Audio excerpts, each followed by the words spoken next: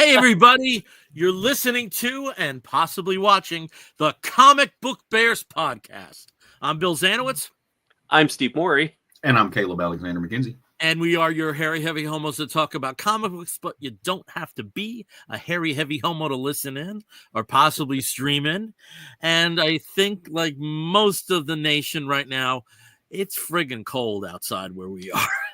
It is. It's very cold. It's cold inside. We got bears. It's insulting. It's insulting that it's so cold. It's like, you jerks. Why? And Why I know Steve hates winter. I love winter. This is a little too much winter. It's a little too cold. God. Yeah. And I noticed, for those of you who are tuning in, I forgot to change the date on our intro thing because it is new for us. Yeah. So the new intro thing. So I will make sure to fix that next time. I like the 9th better. The 9th was happier times. It was happier times. So- For the 21st, it was. Yeah. It was definitely a. Yeah. Anyway. Let's, though it will infiltrate into some of our conversations, let's not give that man time. Nope. Yeah. No. Let's just not. I'm so sick of him. Oh, Shant. Yet, as he might say. yeah. Gaunt. So, but we have happier things to talk about, like Do we? bankruptcy and sexual harassment, which we shouldn't be laughing about because they are very serious topics, but they are at the core of the two news stories that we want to cover before we start talking about comics. But when we go into our roundtable about current comics, we have a theme, which is DC's All In. We're going all in. And We're going all in. going all in. All in. All in. So deep. Well, I'll do my New Jersey. We're going all in. Whoa. And we have 6 books to talk about that are all under that particular initiative, and looking forward to that. But first, we got the news, and we got 2 big pieces of news that have hit since we last joined you. And the one that we want to start with is, unfortunately, and I say unfortunately because I do not understand people rooting for this. I understand being against monopolies, but when you are taking down a monopoly, there's a lot of collateral damage when it collapses into itself. And if you are versed in comic book news, you'll know that we are talking about the bankruptcy of Diamond. So, Steve, I don't know if you want to get into some of the specifics, but I will throw it over to you. Well, so it came out. I mean, this is relatively fresh. It's been a week, maybe, where Diamond announced.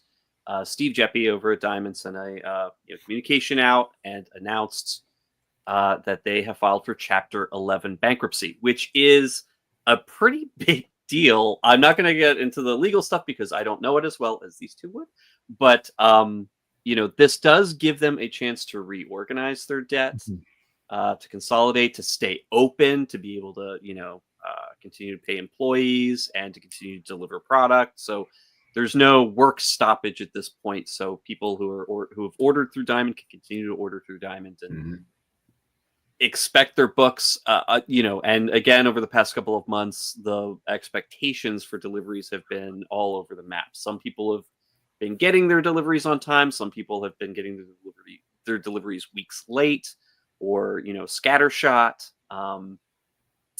from Diamond. So it's been very rocky for the past couple of months. And it kind of, I wouldn't say that it started with them closing their New York distribution center and consolidating everything down to Mississippi. However, it actually, it probably goes back even, several months further when they were, laying off a lot of staff.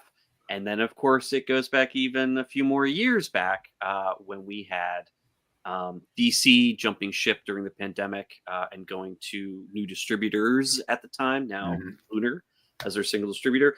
And then, of course, being followed suit by Marvel, going with Penguin Random House. So, they lost the big two. When you lose the big two in an industry that is like the comic book industry, it makes it very difficult if you are a monopoly or used to be a monopoly to be able to hold everything down in the same way that you are used to. And of course, what got affected with DC and with Marvel, with Diamond becoming a wholesaler, um, getting the books from Marvel and DC's own distributors, is that the discount uh, suffers a little bit with that. So comic stores were not getting as great a discount as they were when everything was going through Diamond. Um, if they were still ordering through Diamond, obviously. But then, of course, you have other comic publishers that started working with Lunar. I think we had, let's see, Scout was one of them, but also Image, Hmm. a few other, uh, publishers as well, but not necessarily going exclusive like DC or exclusive like Marvel. Well, Marvel wasn't technically exclusive. Marvel was exclusive. Yeah, that was weird. Their whole Yeah, setup. you could. Yeah, and that's another thing. Like, if I was a retailer, I can understand the ease of ordering and being used to something, but why anybody would order Marvel through Diamond over the Yeah, last year now, that baffles me. I mean, you're cutting your discount. You're dealing with Diamond's distribution, history, which is, hey, your books might be damaged, or hey, you might not. That get happened a your book this lot. week. And it definitely did happen at the beginning with Penguin Random House too. They didn't know how to. They didn't know how to ship comics. They know how to ship, novels and trade paperbacks and those kinds of things, but comic books are a different animal. And at first, for the first month or two, it was a disaster. Books were damaged, destroyed, a mess. But that was also a but they very fixed it. quick remediation. Exactly, they fixed it. incredibly quick. So if you were on the fence early on because of like, well, I don't know how good Lunar's going to be. I don't know how good Penguin Random House is. I'm going to stick with what I have. I'm going to stick with who produces and provides my POS system, my cataloging and ordering system.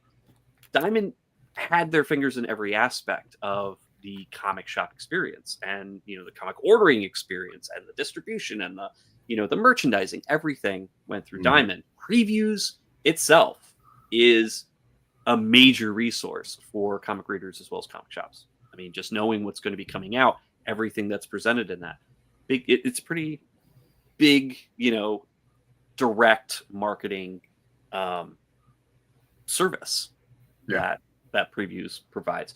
And of course, we also have in May, we've got Free Comic Book Day. That's a big thing that started with, or at least not started with, but has been supported with Diamond for such a long time.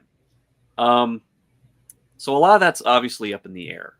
Diamond was the bank, more or less, for a lot of comic shops out there, where they had lots of credit going in and ordering, because again, it's a not really a big margin, profitable industry if you are a comic shop owner.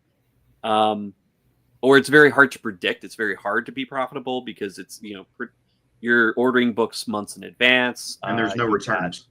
There's no returns. I think Penguin Random House did something with Marvel on that. I think they do have some returns available, but again, it's all by publisher and it's all by book, where they might say, okay, well, you can have returns for these, you can't have returns for anything else, or you get the incentives. Obviously, if you order 100 copies of this, we'll give you some really fancy, whatever. We'll give you another title free, or do all these weird things that publishers do for distribution to comic shops that can saddle, unfortunately, some shops with hundreds of copies of unsellable product that they have to deal with, and they can't really return it. They can't really necessarily.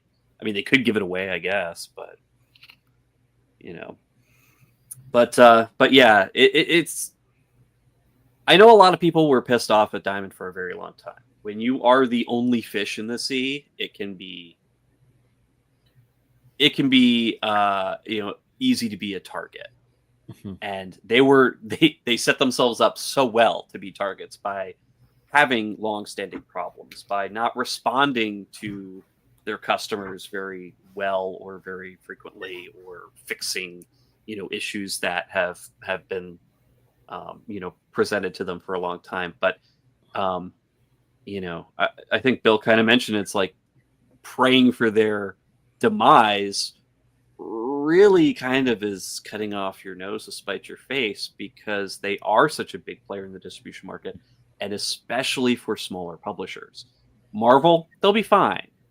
DC, they'll be fine. Image, they'll be fine, I guess, but they just did something very interesting when they completely restructured their discount tiers and kind of screwed comic shops now. They've, what they were doing with... They're also now Lunar exclusive too, right? Yeah, now they're Lunar exclusive. Now So they're when they Lunar made that exclusive. switch, they cut, the discount that shops have, which, that's how they make money. Like, shops can't make money if they're paying full price for books. Two things can be true at once, right? And we all have to remember, like, this mode towards binary kind of ways of thinking does not always play out in the way that we think it does, right?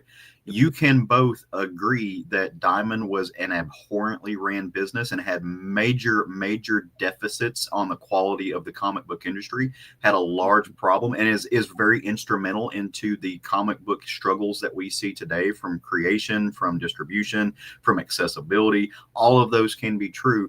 And also realize that if Diamond goes under, it is going to have major impacts on comic shop owners, on comic shop workers, on readership, on the way. So it's already, I mean, I cut out all of the DC physical issues out of my pull list. I'm not even ordering them from discount comic book shops anymore.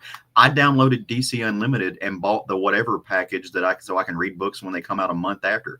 I'm going to spend $120 a year and read all the DC I want to, and I have to wait 30 days, which is basically what I have to wait for shipping anyway. So, that's going to change the way I read. That's going to change the impact and how much I get out and go do things, how much money I spend at my local comic shop. Already, I've kind of reduced the number of things on my pull list. And so those things can be true, right? It's changing readership, which is going to have an impact on the livelihood of a lot of people that I genuinely like and care about. Too. So I'm kind of like Bill. I'm not going to pray. I'm not going to celebrate the demise. I can celebrate the fact that this is an instrument of change and that hopefully it will change for the better, but we're not guaranteed that either. It's just a scary transitional time. And I think that, I think there are too many people who are willing to kind of cover one eye and just be like, oh, a thing happened. Yeah, let me be. There's too many people who get off on being on curmudgeons, and then. And comics, no. Yeah, but also on the internet. Yeah, no. But it's not even just that too. I think that is a reflection of real life. I think that's more so. I think it's more pronounced in those places, but it is just a reflection of real life. And most 99% of the people who try to be that aren't good at it. So you're just kind of wasting your time. And I think it does showcase a level of ignorance and being able to really understand and see the moving parts of the actual world that we live in, to have that kind of very focused, kind of nonchalant attitude of okay, this happened, and there's only good that will come out of this because of a bad thing that I think I know. It doesn't work that way. You know what I mean? Right. So. Yeah. And the thing Steve presented the worry about some smaller publishers in the situation that they might be in.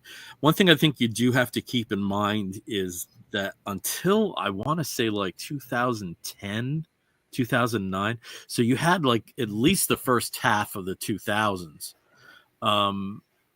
If you had an independent book, you could get listed in Diamond. Yeah. There was no worry about threshold, which is if you go back to some issues, you'll see pages and pages of shit that never came out.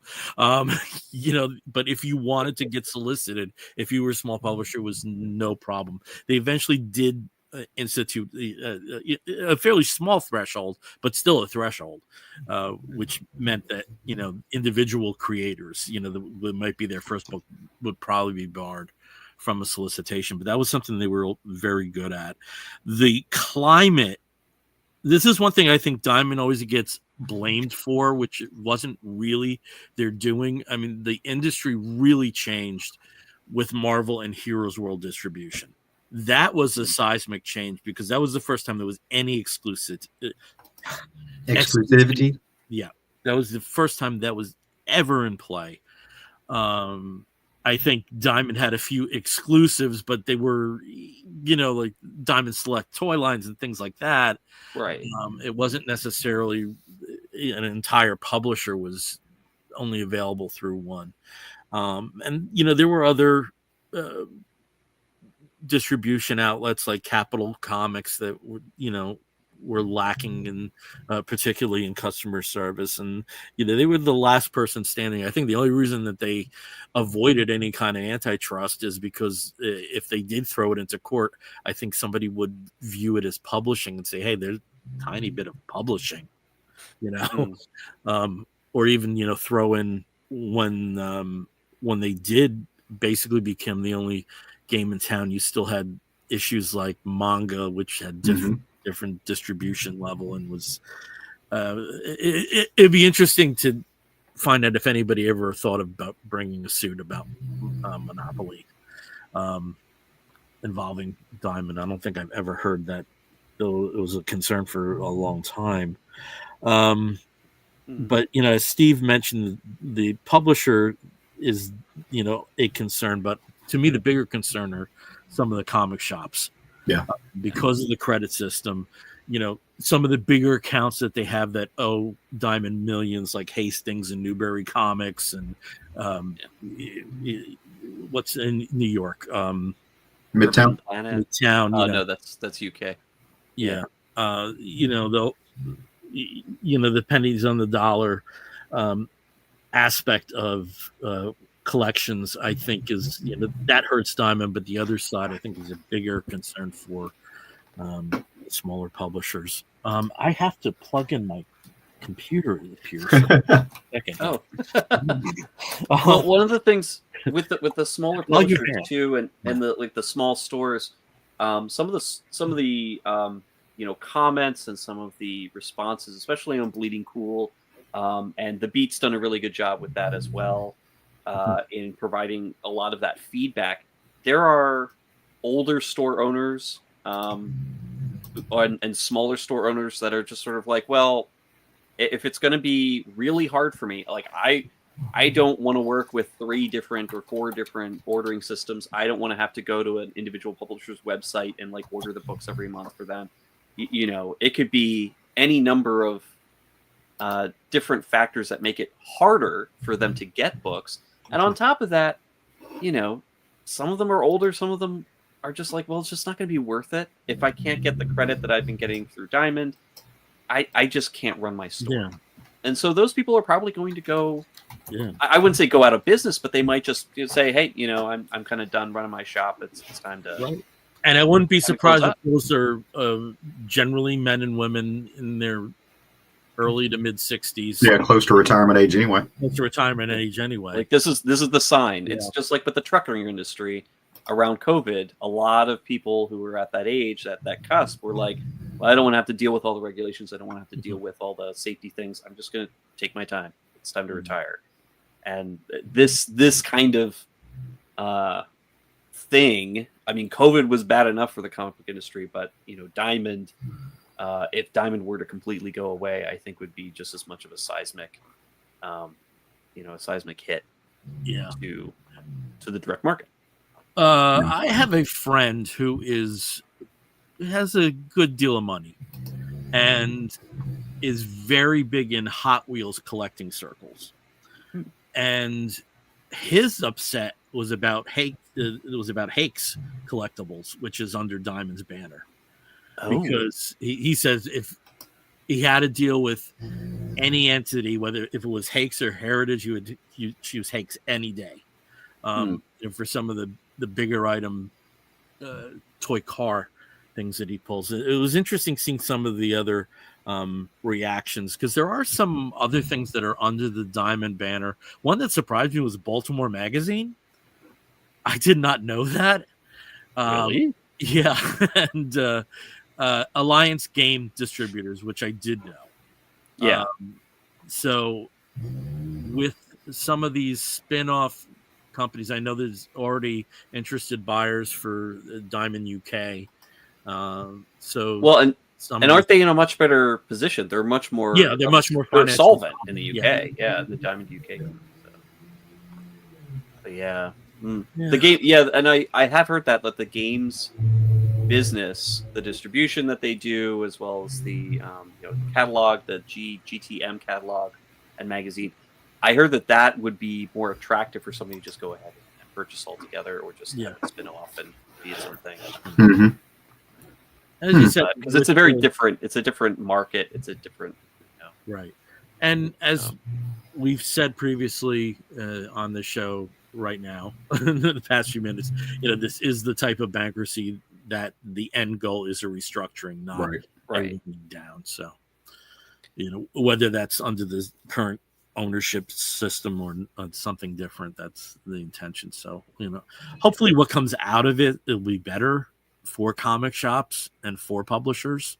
I haven't heard a hell of a lot of complaints about Random House or Lunar from publishers. I think there naturally were some growing pains, but hopefully Diamond will be in that situation. But it was also kind of a thing when Diamond had, I want to say, like 3 straight weeks of delays. Yeah, it was rough. It was rough there. It was more than 3 weeks. It was like it was the entire month of December. It was the entire month of December. Okay. It was bad. The scenario that Steve presented of the old timers that wanting one system to order, I think you can tell what kind of stores got hit by that the worst. Oh yeah. I mean, it was interesting. I kind of feel bad for them. Distillery was being distributed through Lunar and Diamond, and they chose to go exclusive to Diamond right before Diamond announced bankruptcy. And, they had to come out right away and say, like, well, okay, this doesn't change our plans. We're fully confident. You kind of hear like the sweat running down their forehead. Fully confident that they will be able to continue to get our books in the hands of readers. But that's, that exclusivity that we mentioned earlier, that Bill that you talked about, that's something that I think a lot of companies over the past 4 years, especially, they have a choice and they're going to, exercise their choice, and they had. I just did not understand that move to go exclusive with Diamond. Like it could have been the terms. And there were terms are probably really good. Really, that could have been a lot. That could have been a big factor. I mean, they're premium book, premium publisher, so like their books are all premium, square bound, like oversized, gorgeous. I mean, what options do you have? You got Lunar. those 3. That's it. Yeah. In a pinch, you have the Penguin newspaper distributors, which is just Archie at this point. So they don't have a lot of choices. And if it was a better plan that they offered, it may have been culturally more uncool, but if it was terms that worked for them better than what they would have had from Random House or Lunar, I do understand that. Yeah, especially absolutely. with a newer company. Yeah, but it must have been a kick in the teeth, like, just a few days later or like a week later, it's like, oh, sorry, we're going through bankruptcy now. It's like, no. Like, little heads up would have been nice, guys. Yeah, but I can say, as somebody who buys every single Distillery book, I've been disappointed in the fact that the books haven't been coming as regularly or predictably as they had been for a long time. And this past month, I mean, I've had to wait weeks to get issues in. It's not been great. So I'm like, you've gone exclusive to the company that can't get your books into people who want to buy them's hand. So that's unfortunate. Unfortunate timing there, I guess. Yeah. All right, let's go over to the other big news story that broke, I guess, last week. At this point, time is strange right now. Time is fleeting. Time is really strange right now. But I mean, where do you start? So, I mean, I guess it starts with last year, like last summer. There was a podcast. There was a a write up talking about a couple young women who had filed some complaints and had come forward and were very specific about complaints about a particular extremely famous and extremely well known and well respected author and comic writer, and that's Neil Gaiman. And it sort of was kind of like skirted around, I think, for most of last year because there were some big releases. You had Good Omens season 3, Good Omens season 2 had just come out. Dead Boy Detectives, which is not exactly his property, but it was inspired Close enough. Inspired by his writing. And you also had I think Sandman season 2 over at Netflix was being filmed, or it started being filmed. And again, there was a lot of pausing and stopping and starting because of the WGA and the actor strike. But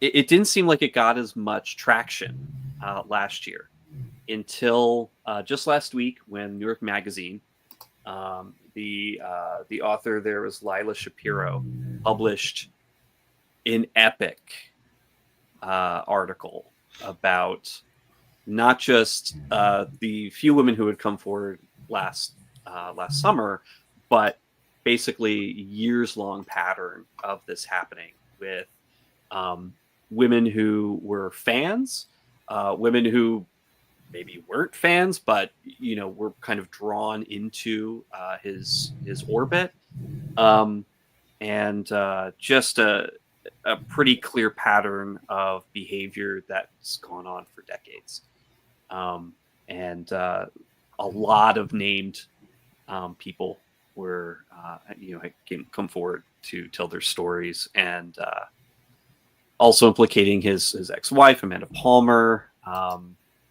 They're not divorced yet. They've been separated for. They've been separated. Years. I mean, they're in the middle of a very nasty divorce. Yeah, it's very contentious from what I understand. Yeah, it's not. I mean, I wouldn't call him his current, so much as like it's going to be split. But there's a lot that's going into that, and all of it is icky. All of it. There's nothing good, and this is hard to talk about because, of course, Neil Gaiman's writings for me were a major factor in my love of comics, and not just that, but his prose books. I mean, there's some of my favorite books. Some of the properties, some of the TV shows and movies that are based on his works are some of my favorites, like Stardust and American Gods, and of course the Sandman series. And there's a lot of what he's written over the years that has resonated very strongly with me personally. And so when somebody that you respect so much as a writer, but also as someone who seems to and presents as a very positive role model for feminism, for queer allyship, and for alternative, just supporting sort of alternative ideas, and really supportive of people presenting those ideas, people who are young writers, people who are really interested in writing themselves and putting stuff out. He was extremely supportive of that, and very very much a sort of queer, very liberal ally across the board. And obviously that is part of, I guess, the veneer that when you have people who really do show their true colors, it's very difficult to then put the mask back on. And it's been very hard. So there's been a lot of, on this over here, there's been a lot of reflection on how to separate the work from the art from the artist, and that's hard. We talked about that before. It's tough. Here. It's tough, and I've read some really great articles, some great responses to it. from people who are struggling with the exact same thing. It's like, I want to cut everything off. I can't read it anymore. It's no longer part of, I can't read it without knowing what I know about the author. But I also have read, again, opinions where it's like, I know about the author. I know that I won't necessarily be reading the work the same way. But when I first read the work and how I've enjoyed the work all this time before learning this thing, I can't, and I won't forget that. And I won't, completely limit that from my experience. So I'm in the middle. I'm still working through it. So yeah. How about you two? I've talked too much. Well, so I'll jump in. So I'm with you on the struggling to separate the art from the artist. There are some situations where I can't do that, right? And a lot of that is because things are in situations where things are admitted or they are proven kind of, I don't want to say beyond a shadow of a doubt. This isn't one of those situations, but there are things like that. Chuck Dixon, never going to read a book by Chuck Dixon again. Don't need to go back in time and read that stuff. Just can't. Like, the racism is too much. It is what it is. I've got 3 giant tomes of Sandman on that thing back behind me. I haven't read the 3rd one. I haven't finished the series. At some point I probably will, right? Unless something happens. I think with situations like this, that number one, you have to believe the people. Like, when they come forward and say this happened, you believe them. You set them up in the best situation to what. So you acknowledge that they have that they deserve to be investigated, that they deserve to have their moment and have it looked at. So when I say believe them, it's not, look, there are situations where people come forward and make accusations that are just blatantly false. Jussie Smollett exists. There are numerous situations in that, right? But you give them the benefit of the doubt and believe them to the extent that you're like, okay, I will take this seriously. I think it should be investigated. We need to know more.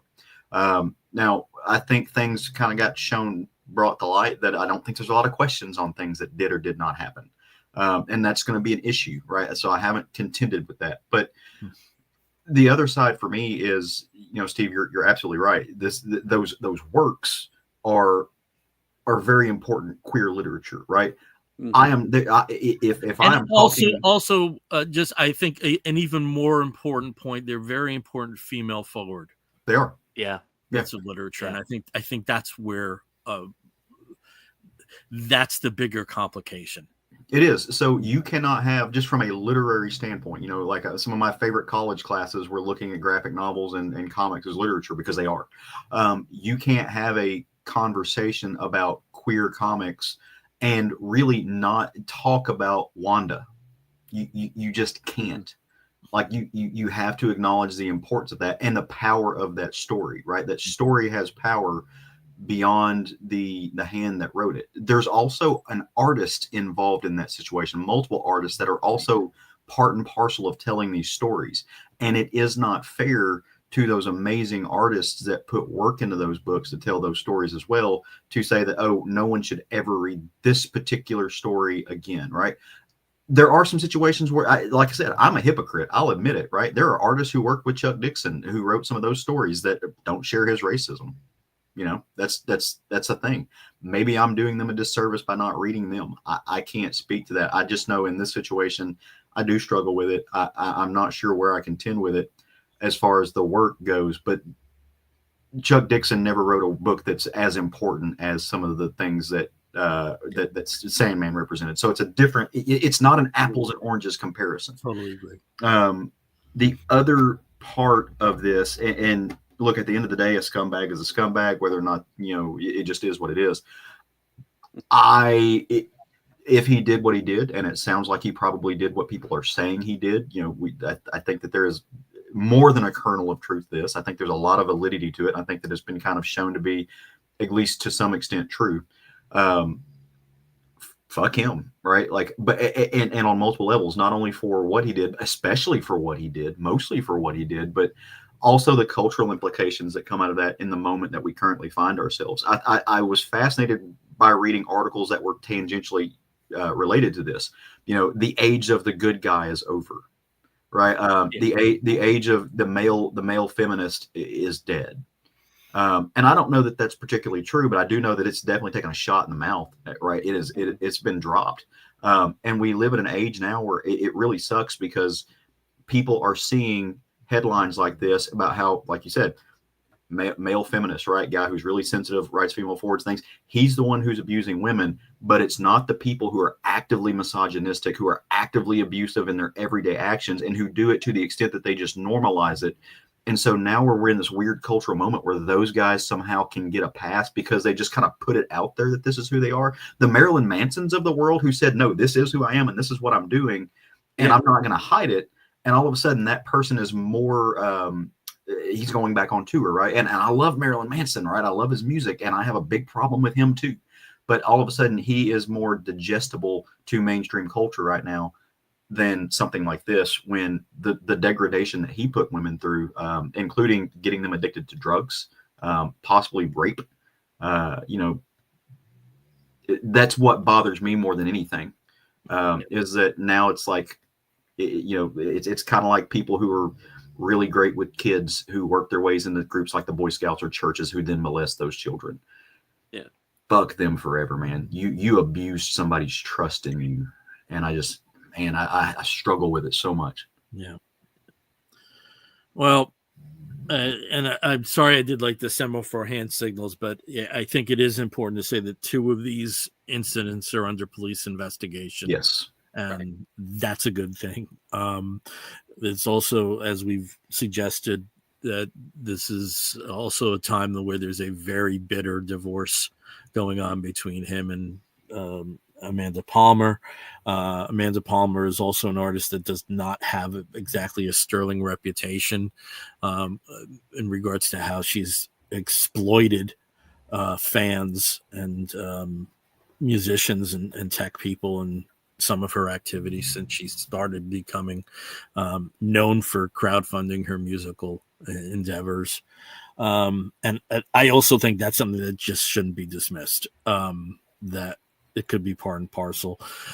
At the same token, and also important to also say that Neil Gaiman has publicly refuted a lot of these accounts.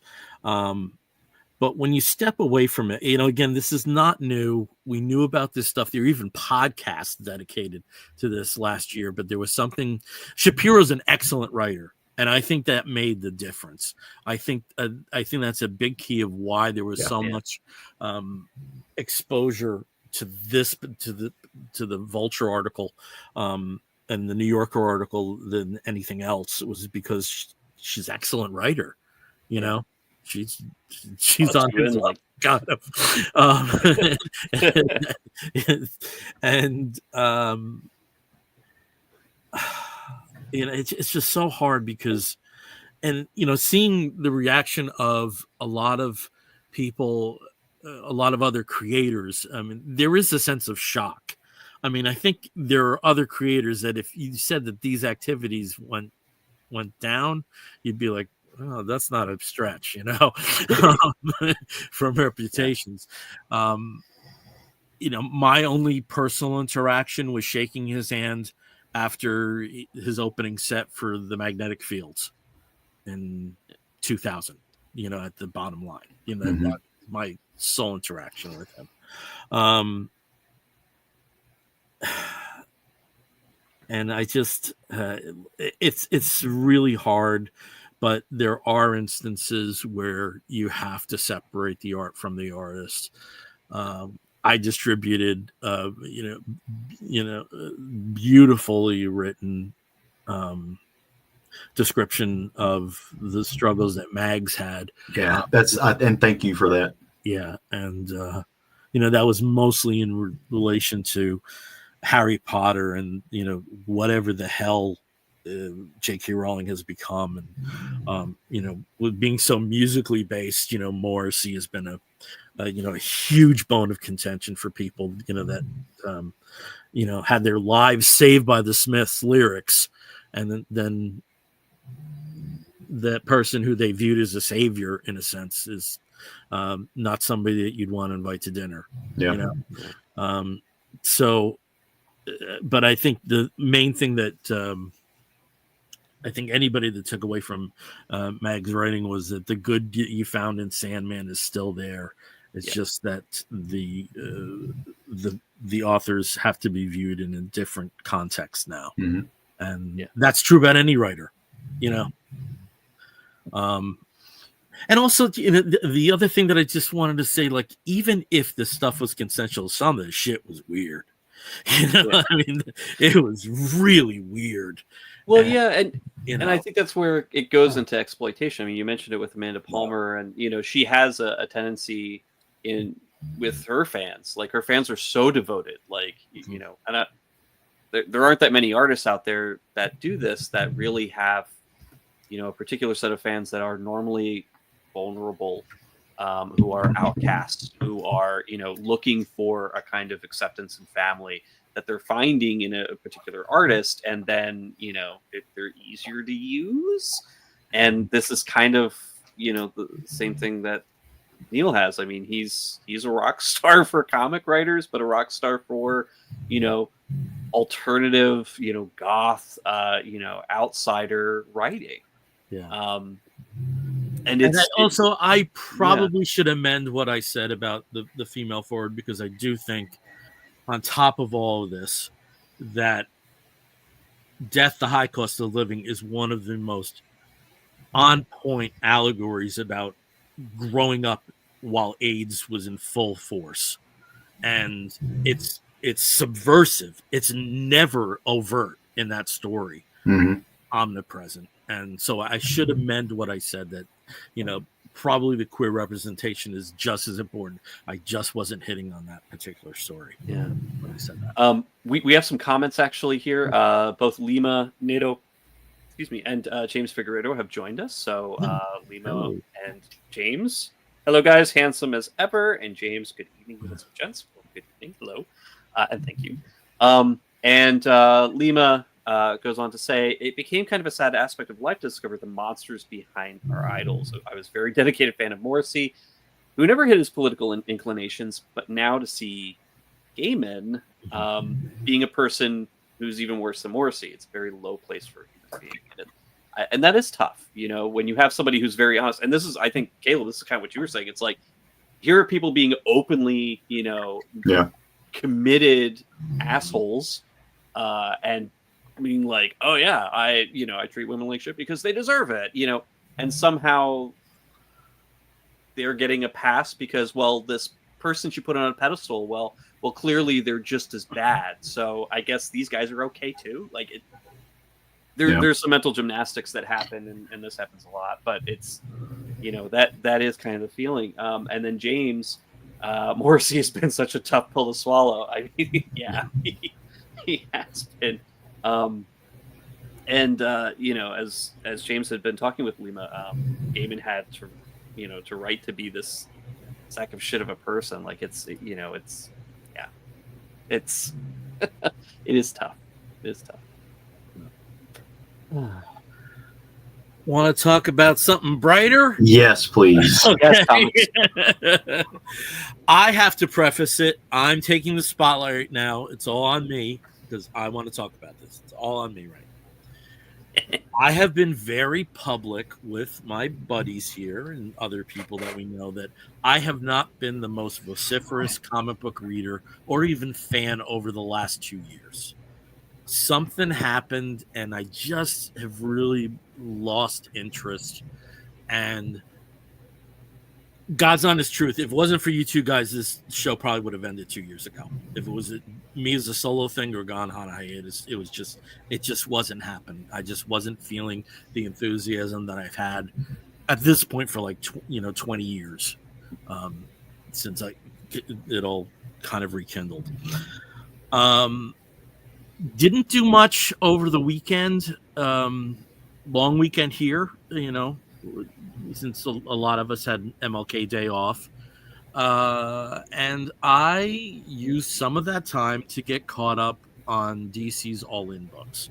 I read everything from the first All-In book that I personally had, which went up to, I think, the first week of January, with thankfully the DCBS with your shipping. I got a few of the January books in. And I have to say, this was the most fun I've had reading comics in 2 years, at least, if not much more than that. I had a blast going through every one of those books. You know, a bunch of #1 issues.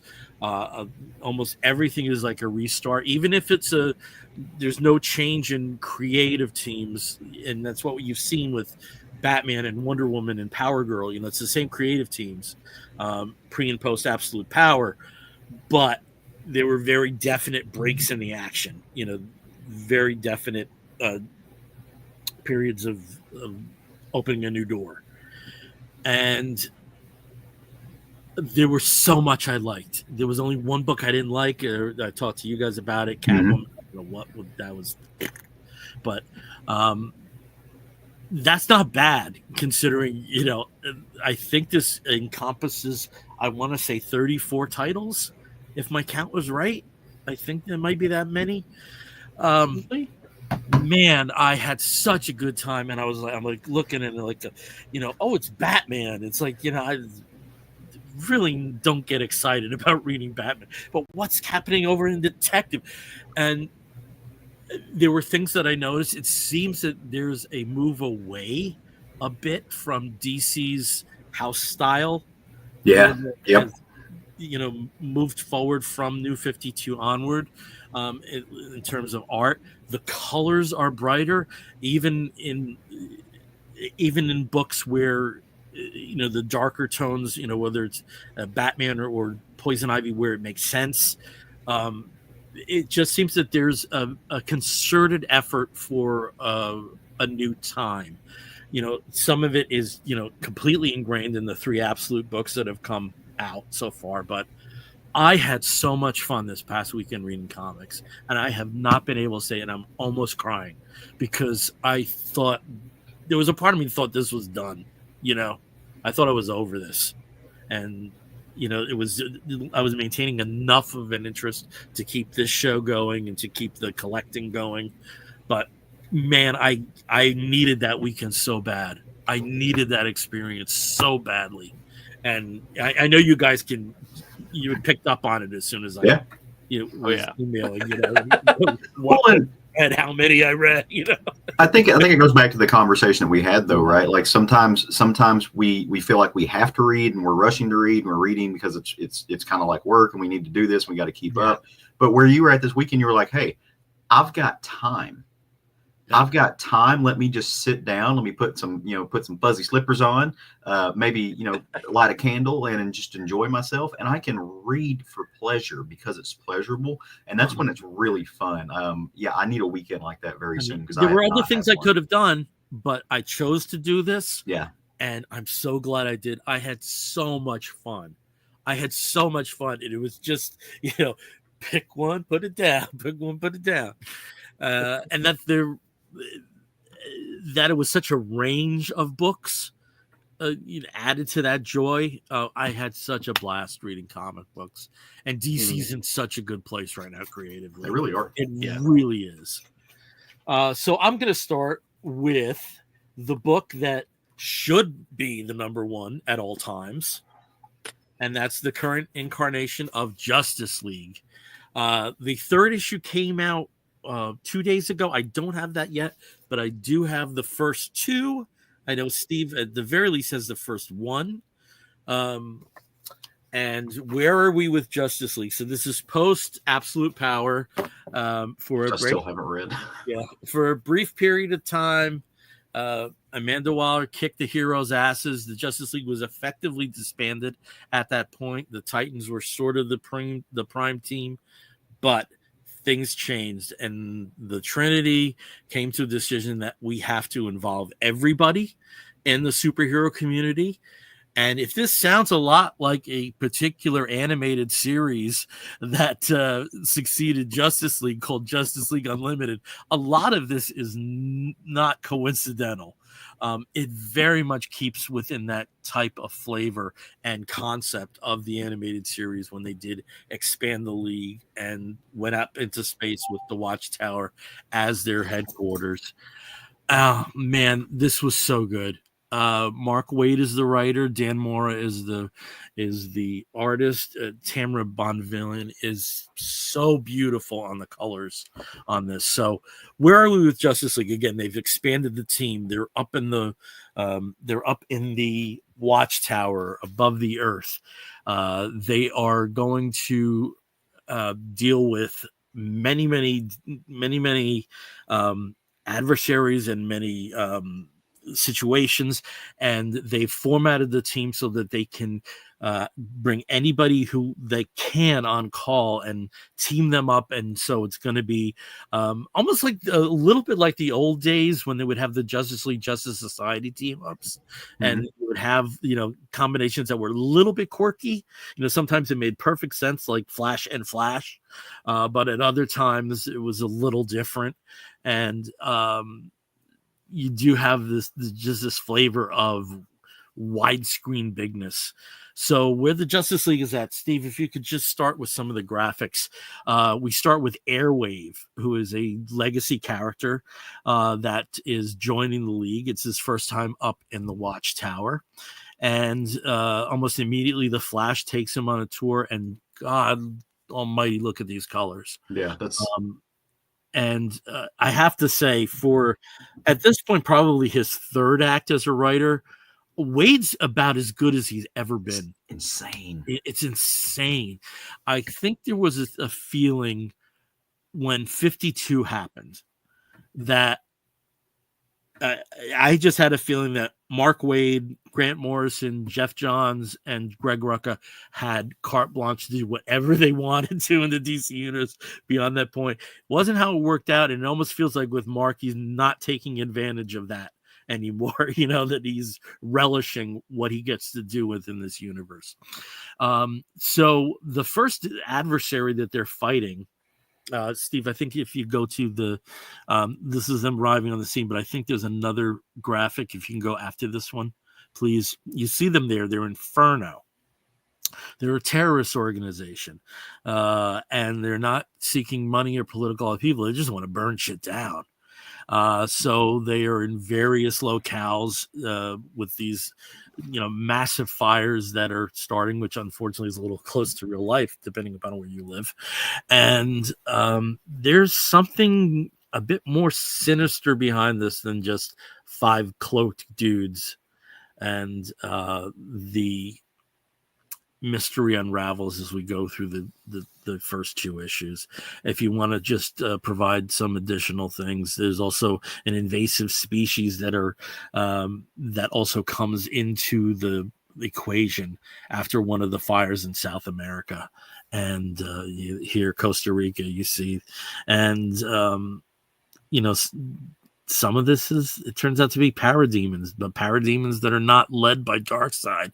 Just some weird shit going on. And here you go with the quasi quirky team ups that go on in these adventures. You have Wonder Woman and Mary Marvel, 2 very similar characters, whether you know it or not. But how much time have they had together in comic pages? This is it's so much fun. It's epic. And it's exactly what a Justice League book should be. And I was so glad to have these issues in my hand. So glad.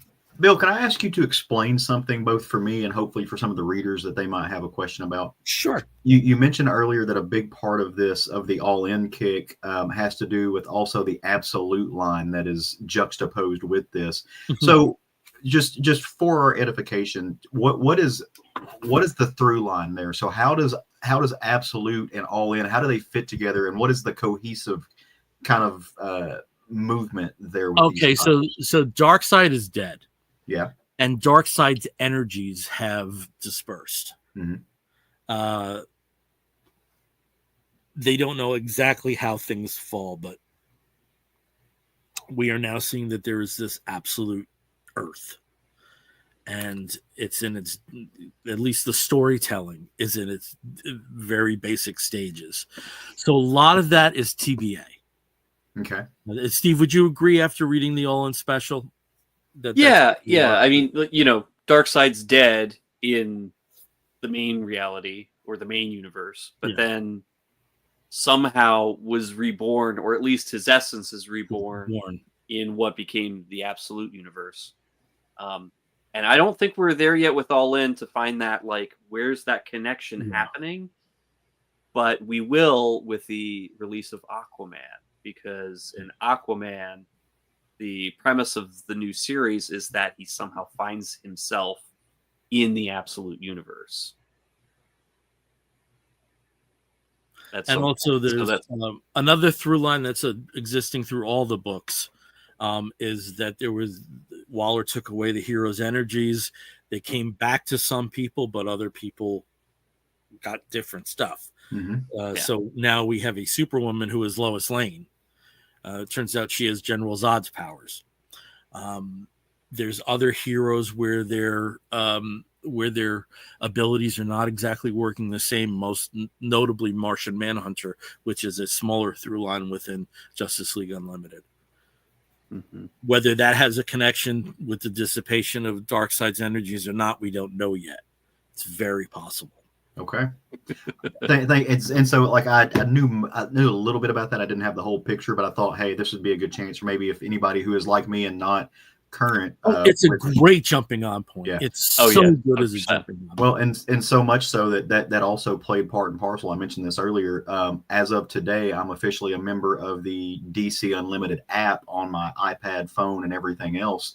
And so hopefully this weekend, I'm going to be able to take a pause for the cause, pull up that all-in special, and then start reading all of this stuff. And I'm really excited about reading the new Metamorpho book. I haven't read that yet. All right. Yeah. Well, Steve, that's a perfect cue for you then. Well, yeah. What I got. And hopefully I'm not going to spoil too much for you. But I like this one. This one, I have to say, and in fact, I might actually start. No. I'll go with Metamorpho. So Metamorpho was one of the two books that I picked for this one, and this is an all-in number 1, but it's a little bit different than the other all-in books that do tie very directly in with what's happening at the Watchtower, what's happening with the different Justice League characters, because now of course everybody's part of the Justice League, but there's references going on with what happened after Absolute Power and what happened with Darkseid. Metamorpho doesn't necessarily, or at least at this point, does not really talk about that. Instead, it goes in a very different direction. In fact, it takes it all the way back to the 60s, baby. And just, it doesn't take place in the 60s, but it might as well, because the language, the art, the layout, everything is very, very 60s referential, very silvery. Such 60s pacing. It was amazing. Oh. The pacing, the dialogue, the monologuing from all the characters. This is what I'm going to do, and I'm going to do it because of this reason. It's very, but it's tongue in cheek. It's done in a very fun, cheeky style. Obviously, Al Ewing on the in the words. You got Lieber and Luffridge with the art and the colors. I mean, it's a very good team to take this on. And so we have, of course, there's Metamorpho there with, his lady love, the Sapphire Stag. But this is your page. This is page 1 that you're confronted with. This could have been in any Silver Age book. In fact, when looking for this first page, so I could put it up here to share it with us for anybody who's watching live. I came across a ton of other Metamorpho page 1s that were in this exact same format, straight out of Silver Age books. And it's great. It introduces all the characters. If you don't know anything about Metamorpho, here's a couple words about him and his lady love and his boss, who's kind of a monster and an asshole. And, his I guess basically his right-hand man, who happens to be a unfrozen caveman from 10,000 some years ago. And then also we do have Elemental Girl, who's the female counterpart to Metamorpho. And then we have our new villain that's presented in this one, Mr. 3. And, it's just a fun kind of setup. And then immediately it goes to this. What is this? It's some thing that's happening on some planet far, far away with two suns, one that's a round sun, one that's a hexagonal sun, and there's a duel to the death that these two completely unknown up to this point characters have just fought. No, Steve, this is Prince Rahman. Oh, Prince Rahman, who I don't know. He headlined his own series in the 60s. Really? Yes. Well, awesome. Is that a beetle? That's great. What? So the person that Prince Ramon, which is he's the individual, He's kind of standing. the Count Nefario looking guy. Yeah. Okay, gotcha. The budget Stephen Strange. Yeah. He's a hero. Yeah. Yeah, that's a very good way of putting it. Yeah. Budget Very Stephen good Strange. way of putting it. Yeah. Which Count Nefaria, if you know from Marvel, Yeah. is also Yeah. like the bad guy version of that. Yep. The other character kind of looks like almost like one of the Beatles. Like Blue Beetle kind of esque with he's got these weird things poking out of his back. I was gonna say it's not George. Well, it's more Ringo. It's He's Ringo. very Ringo here. So I don't know him that much because he was never in my Silver Age wheelhouse. No, I never read anything with him in it. He's pretty much a forgotten character. Yeah. But not anymore because Al Ewing's like, I'm gonna dig him out. Yeah. But there is a when Al very Ewing does slight. There's a slight connection here, and of course, in pure Silver Age fashion, the writer's like, I'm going to throw these things at you. It's not going to make any sense right now, but it will, reader. Just stay tuned. And basically, there could be some connection here to the Orb of Ra, which is what, of course, gave Metamorpho his powers, Elemental Girl her powers, and is the MacGuffin that is essentially being discussed here in this book. So Mr. 3 is attacking Metamorpho. He has essentially the powers of the Orb of Ra, and in a way have been taking, has the ability to take them away from Metamorpho. So he's almost melty. He can't attack. He can't defend himself. Elemental Girl shows up here. They work together to defeat Mr. 3 by creating a different element.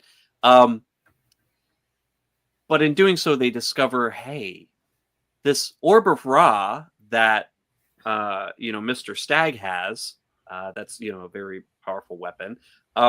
Also, Shade also has their own Orb of Ra. Oh, and this Mr. 3, who works for the Cyclop agency, he's actually essentially an Orb of Ra too. How many of these things are floating around out there? Who has all this power at their fingertips? Quite a few more people than originally expected. And again, I'm sure this is going to refer back to Prince Romano and the duel that takes place early in the book. But it is fun. Just the dialogue, the layouts, the internal monologues from these people. It is a perfect Silver Age type book. It's obviously a lot more mature. It's a lot more, I'd say, tongue in cheek. It knows what it is. It's Al Ewing.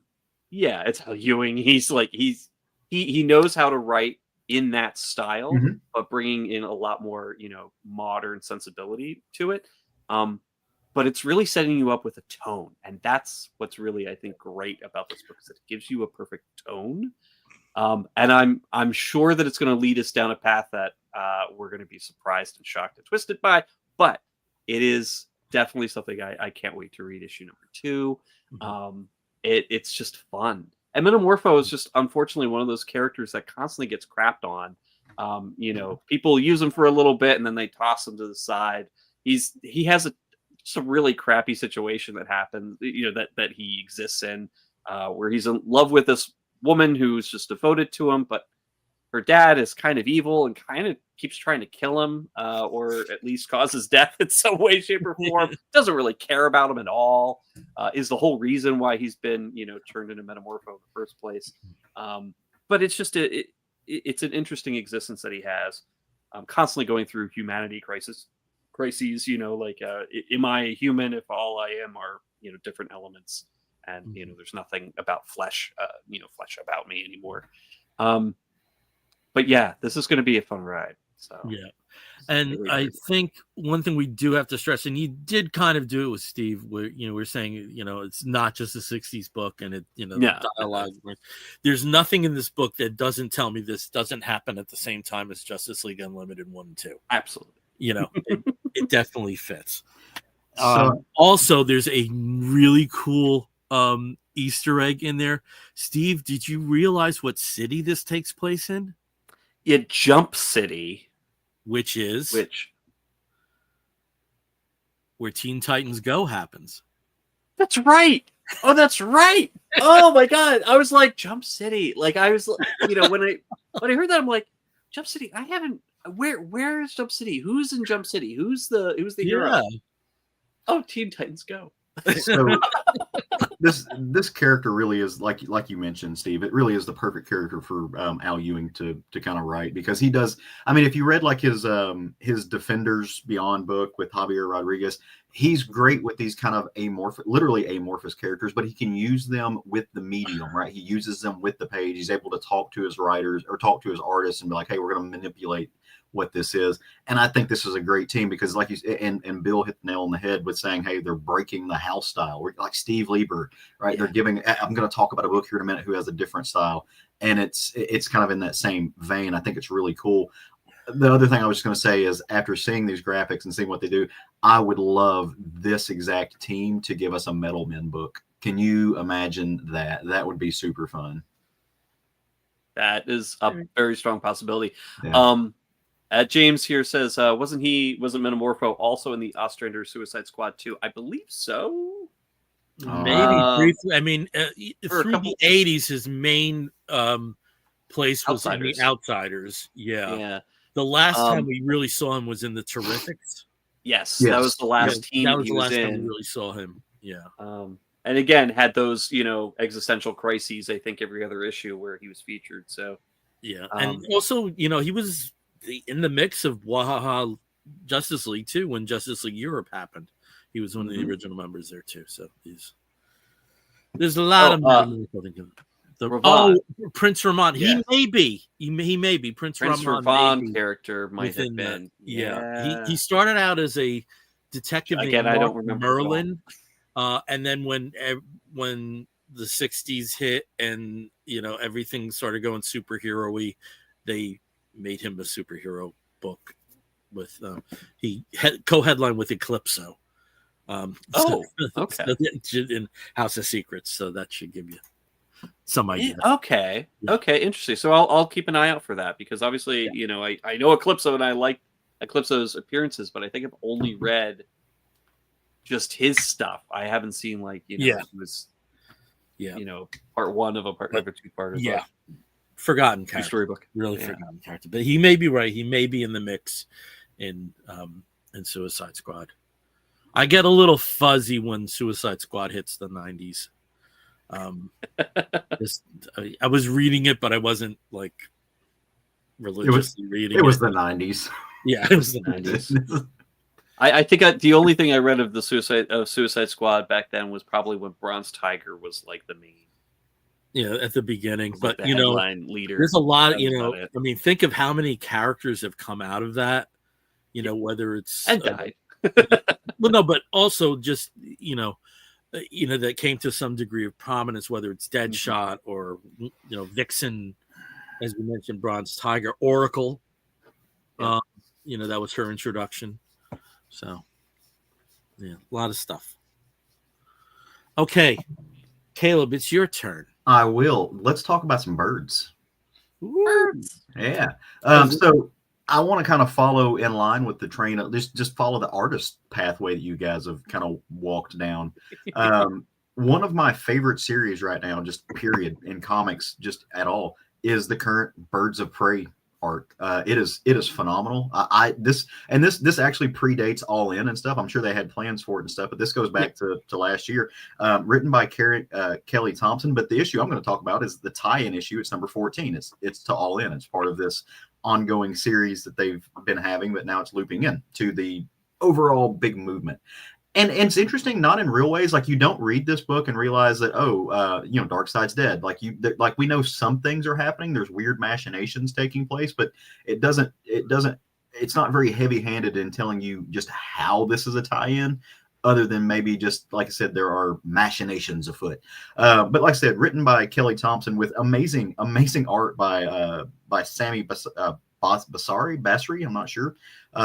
Leonardo Romeo on the did the cover. Jordi Belair does the cover art, and just it's stunning.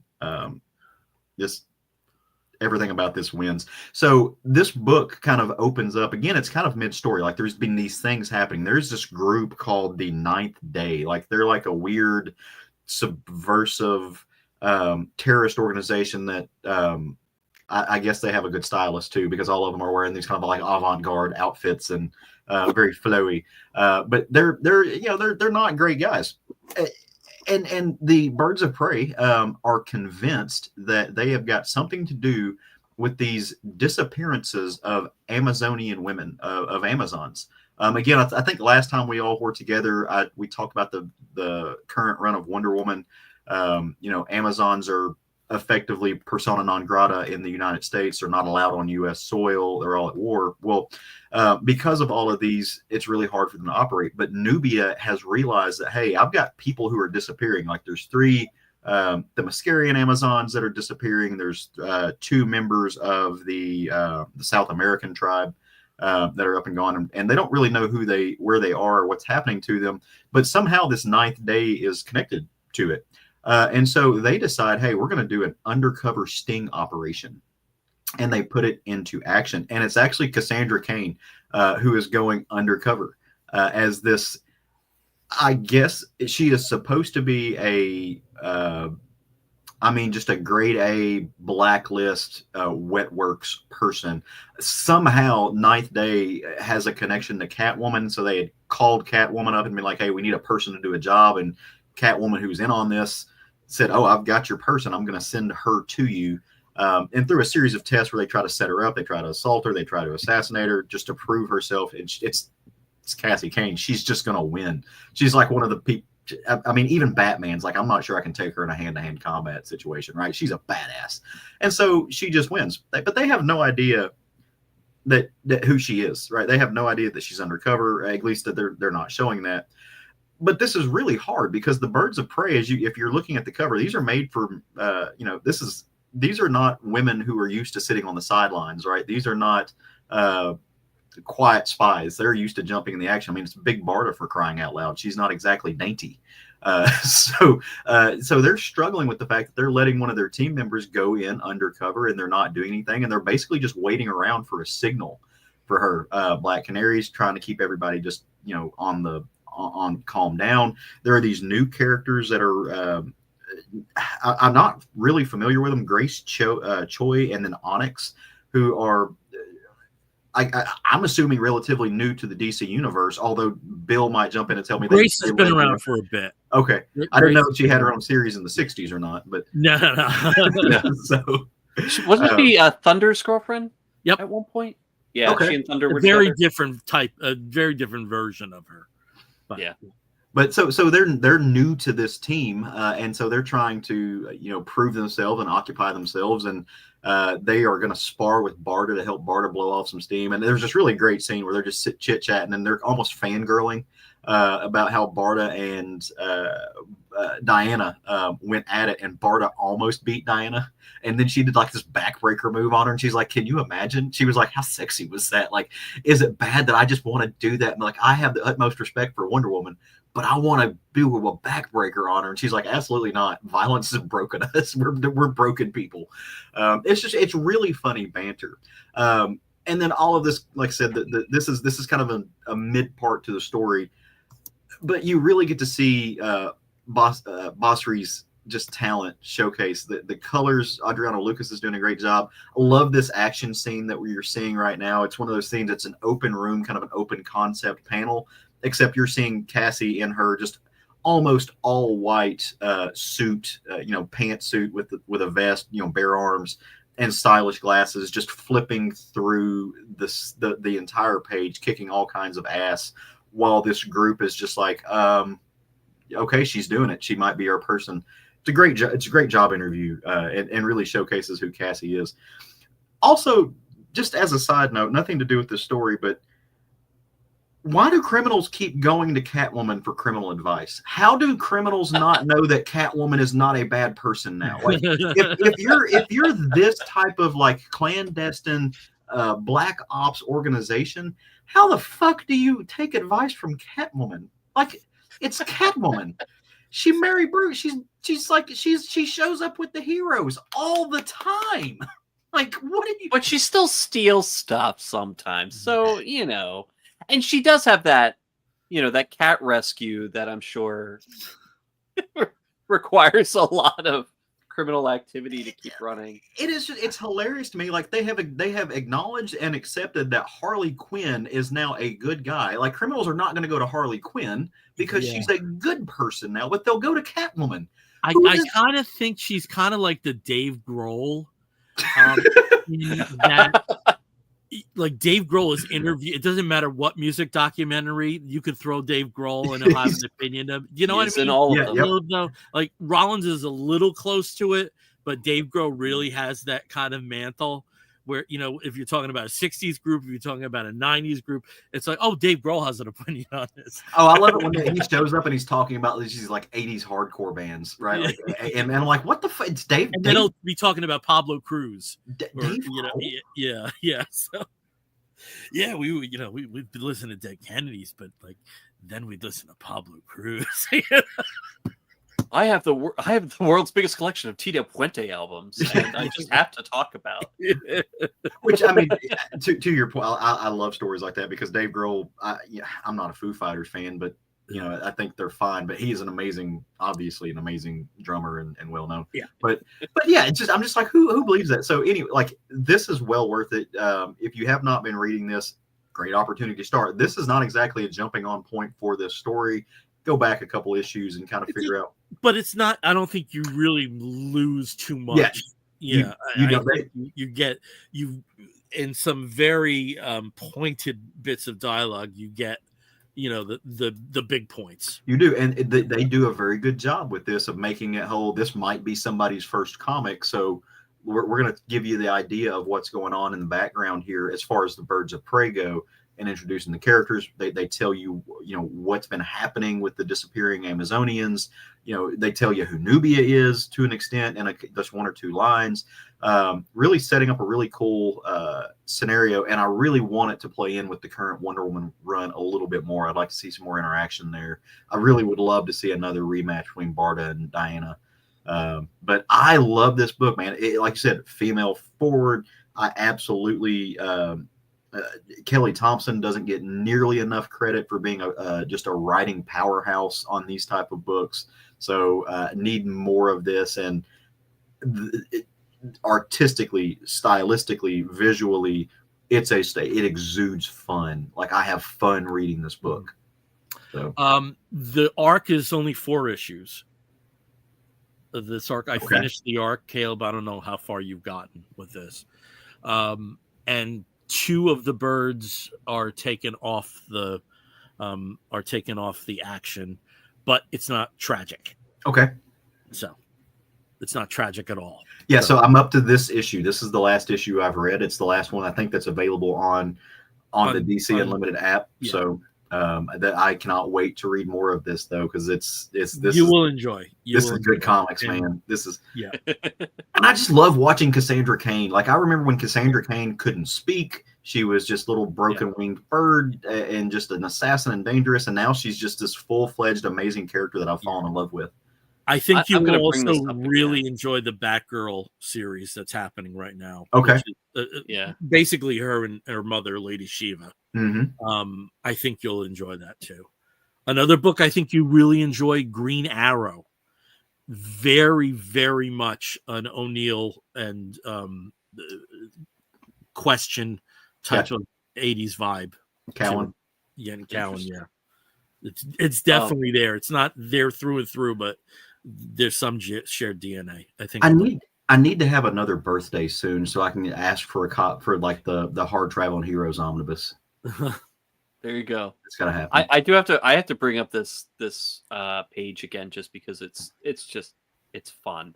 But props to whoever was doing letters. The onomatopoeia here, the action words, whoosh and whammo. They make me smile, and I love that. And the blam Just- blam blam. blam blam blam blam blam blam. That's fine, There's but no like guns in whoosh and here. whammo. Yeah. Well, my next book has a link to this, and unfortunately, I didn't grab it like the other books. Like I grabbed the books that you gentlemen were talking about, but Steve has his copy, and we have the graphic here. And the next book I want to talk about is New Gods #1, and I am very hit or miss with Ram V. There's some of his stuff I really like, and then others it was homework to get through, like Swamp Thing. I just didn't resonate with it at all at the beginning. It got a little better at the end.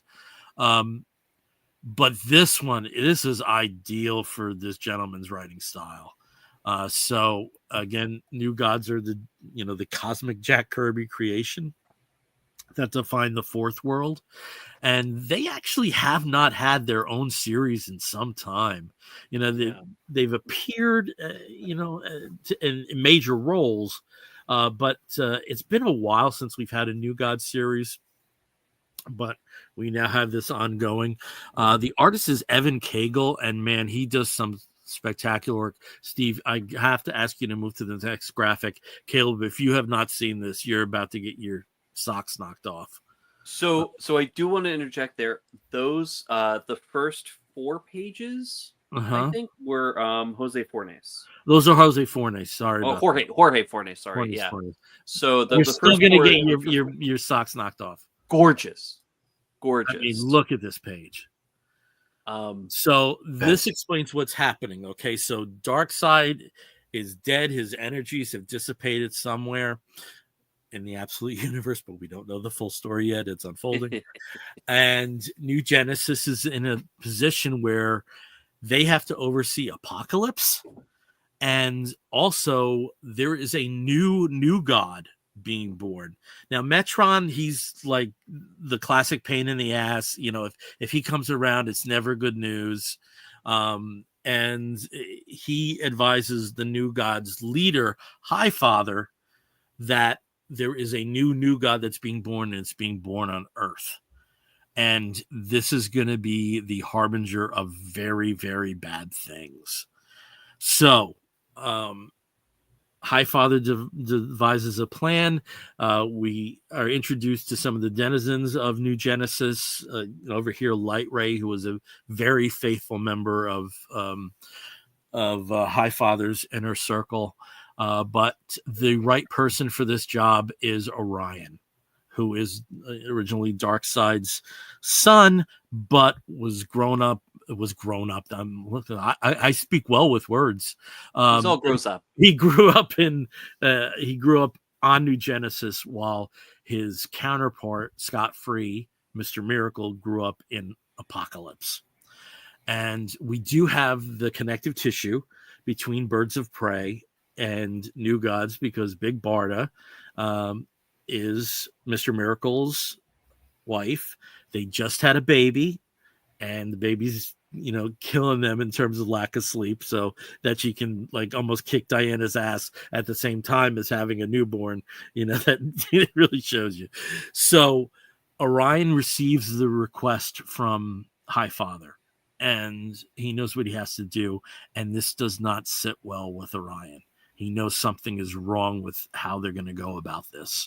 So if you can kind of see what the dialogue is there a little bit, I didn't want to take away from this, because the Cagle has a really nice balance of human moments with the cosmic, and you have that here with just how much bigger Orion is compared to Scott. And Orion goes to Scott and says, when this baby is found, you have to hide him. You have to do something, because I can't kill her. And that was Highfather's word, is you have to kill this baby. And that sets off the next series of events where we actually do see what may be the creation of this new character. So this felt big. And like I said, Ramvi, he's a really good writer for these kind of complex and nuanced interacting between the fantastic and the very human. aspects of life in the DC universe, I guess. And I really enjoyed this a lot. And this wasn't high on my list because I think New Gods is a really difficult property to get right. You know, it's tough. It's tough. And I think the setup that they have right now in this story, and that particularly the role that Orion is playing as the least the member that is of New Genesis that is the least connected to humanity ends up being the most connected. I just think that's an incredible dichotomy how they presented that there. So, well, and just the domestic, Ramvi, the stuff that I've loved from him, he's taken the idea of gods and played on their humanity. Like he's very much into sort of like, okay, they gods themselves represent aspects of humanity, but what if, what if they're more human than they let on? That kind of thing. And this is exactly what it is. These are new gods. They are cosmic beings, but like really powerful cosmic characters that have done quite a bit throughout, from Fourth World through now, DC Universal type stories. And the source wall features very prominently at the very beginning of this book. But it's the domestic moments between Scott and Bart. Well, I guess technically Bart is sleeping the entire time, but Scott is taking care of the baby and just, he's having a time of it. But gorgeously enough, and again, Cagle presents this really well. Bart is sleeping on the couch. There's like all these panels all over the place where Scott is like putting up with dealing with his daughter peeing on him, and he's trying to change her diaper. He's doing all these things, and in the background, if you're not paying attention, you miss the fact that Orion is in his house, and Orion is standing just off into the shadows. He's putting a blanket on Barda. He's just watching this whole thing unfold with Scott and his baby and the hilarity. And then they both go outside to talk. And Scott's like, okay, thanks for not stepping in and bugging me or waking my wife.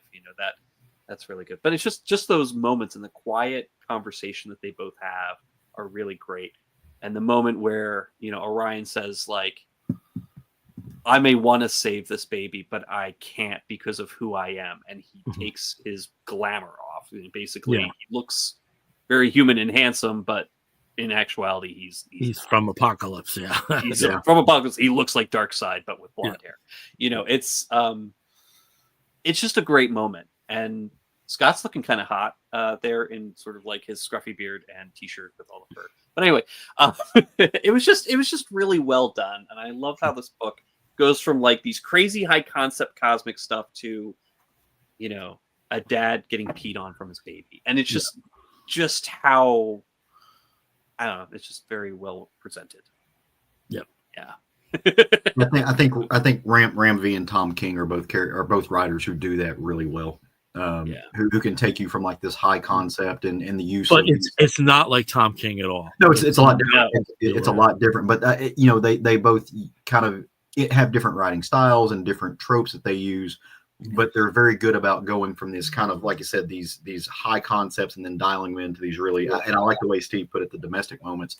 And that's exactly what Bill and I are on the opposite side of the coin with Ram V's Swamp Thing. I absolutely adored it, and partially because of that, and because of the way he uses those characters and those avatars and stuff. It's just fantastic. I liked it. I like this. I liked the latter half. Yeah, the first half I was just lost. And he has his themes. Brothers are a theme in his books. If you'll notice, he plays a lot up with that. Good stuff. Just an excellent choice for a writer for this property. Excellent choice. All right, Steve, you got another book? I do, and it actually ties into JLU. That first, the part of Justice League Unlimited #1 where Flash is giving, what was his name? Something Airwave, a tour of the Watchtower. He briefly mentions both of the Atoms and their project that they're going on. I'm sorry. I thought you were doing Challengers. Oh no, I did Atom Project. Okay, so sorry. Oh, no worries. I know you read it, so it's okay. Here we go. So I did Atom Project #1, and this one, of course, takes 3 of the prominent Atom characters, both the Ray Choi Atom, the Ray Palmer. I can speak. The Ryan Choi Atom, the Ray Palmer Atom, and then Captain Atom himself. Obviously, with a very different power set than the other 2. And this is something that's briefly mentioned in JLU #1, and it's in reference to the fact that Captain Atom himself has lost his powers completely because of Amanda Waller's task force. And both Ryan and Ray are part of the group within the Justice League that are trying to track down where a lot of these powers have gone. And they've basically attached themselves to random people, regular people who don't know what to do. The powers just kind of manifest, they go crazy, or their powers go crazy, and basically these guys are there to try and clean things up and try and figure out how to take the powers away from them and give them back to who they belong to. And unfortunately, Captain Atom at this point, he has been completely depowered. And at the beginning of the book, we see that he has gone on the run. And we're trying to figure out exactly why. And so they do the flashback to where both of the Atoms have gone out to save a little boy who's manifested some extreme electricity powers, to bring him back to the Watchtower, where they have a lot of these other people, these regular people who've manifested these extremely dangerous powers. And in the meantime, are also trying to figure out a way to transfer the powers that they have to somebody like Captain Atom, who is now completely depowered. And I think like the moments here where you have them all kind of talking in plain clothes and just being, pretty honest with each other, like they don't have all the answers. They're not sure what to do. They're not sure where to go from here. Captain Atom's having, he's having a crisis of self and identity, because for such a long time he's been tied into that power, and that's been intrinsic to who he is. He's just kind of put himself at the mercy here. It's like, yeah, just keep shooting energy beams at me. One time it's going to stick. We're going to figure this whole thing out. And also at the same time, both Ryan and Ray are having these also internal struggles, having to tell these people who have been infected by powers that, yeah, we're definitely going to cure you. You'll be fine. Everything will be okay. And you can see in this panel here, this little boy he's crying tears of joy, because he's like, finally, I'm going to be, these powers are going to be gone. Like, I don't know what where they came from. I can't control them, and they hurt people. Thank you for helping me. And the reality is they don't know. They don't know what to do. They don't know how. They're trying. But they don't know how to solve the problem. And at the end of this book, you do see that Captain Atom has at least gotten some kind of power back, but not necessarily his power back. So something works in what they're trying to do, to try and take powers away from other people who don't want them. And unfortunately, with Captain Atom, it seems like they've manifested in him in a very interesting way. And we need to see where this is going with them. I thought that Ryan Parrott and John Ridley did a pretty good job setting this up. It's definitely, I would say, one of the darker all-in books in terms of tone. But also in terms of like coloring, it isn't. Yeah, I have something to say about that. Yeah, it has a little bit of a darker kind of feel to it, but also it's not as hopeful as some of the other all-in books seem to be. And I think that's because you have a character like Captain Atom, who has always been sort of, finding himself in very tragic circumstances in one way or another. And I think his last miniseries was just a one long 6-issue slog of just sadness. And of course, the situation where you have people who are or basically being imprisoned in the Watchtower because they're a danger to themselves and others. So it's a little bit different, and I'm curious to see where they're going to go with it, because I do like Captain Atom as a character, and I do think that it's hard to use him in things because he's so powerful. A lot of times they have to kind of nerf him in some way by giving him a lot of emotional problems. But it's going to be intriguing. It's intriguing to me how they're going to solve the absolute power fallout power issue. I don't know. I'm curious about this. How did you feel about this book? I did not like Mike Perkins on the art. I didn't think he was the right choice for this, even though it goes to darker things. And some of this, I have to say, unfortunately, I read this on the same day that I read the Poison Ivy Swamp Thing one shot that he did the art for, which he was ideally suited for. Yeah. It's a good one. Depressing as hell. I mean, not a good time. Not a good time feel, but a well done book. And I just felt that another artist would have been just better suited, particularly to the science aspect. He doesn't strike me as a very sciencey artist. And, they've set up Palmer and Ryan as the two big brains of where the DC universe is at. They're in Justice League. They're in Justice League United. They're in The Question. They're in Challengers of the Unknown. And they're in this book. And in all those books, they have major roles. So it's kind of like Reed Richards split into two. Right. And I like that. I like their interactions. I like that they are in new territory, with trying to get everybody's powers back and dealing with these new people with their powers breaking out and all the other stuff that they have to contend with. Hope they're getting some sleep. But I just, that for me, the script was very tight. It moved very quickly, and I thought it was really good. Opening, I thought. Not think Perkins was the best artist for this. Well, I think for part of the book he might have been. And that was like the opening is very it seemed like right out of a Mission Impossible movie. Here's Or Captain Hitchcock. Adam or Hitchcock movie. Yeah, to me, he's trying to keep North by Northwest. He's on the run. He's on a train. I mean, like that imagery of just trying to make it from one end of the train to the other without being spotted by the MPs that were following. Like, it's just very much like, oh, this is really cool. And it's very realistic style. Perkins has a very realistic style that definitely works for crime comics. That definitely works for spy comics. Maybe not so much with like big colorful superhero comics, but that's why I'm saying like half the book I think would be perfect for him. Like the scenes where they're in plain clothes and they're just sitting around talking.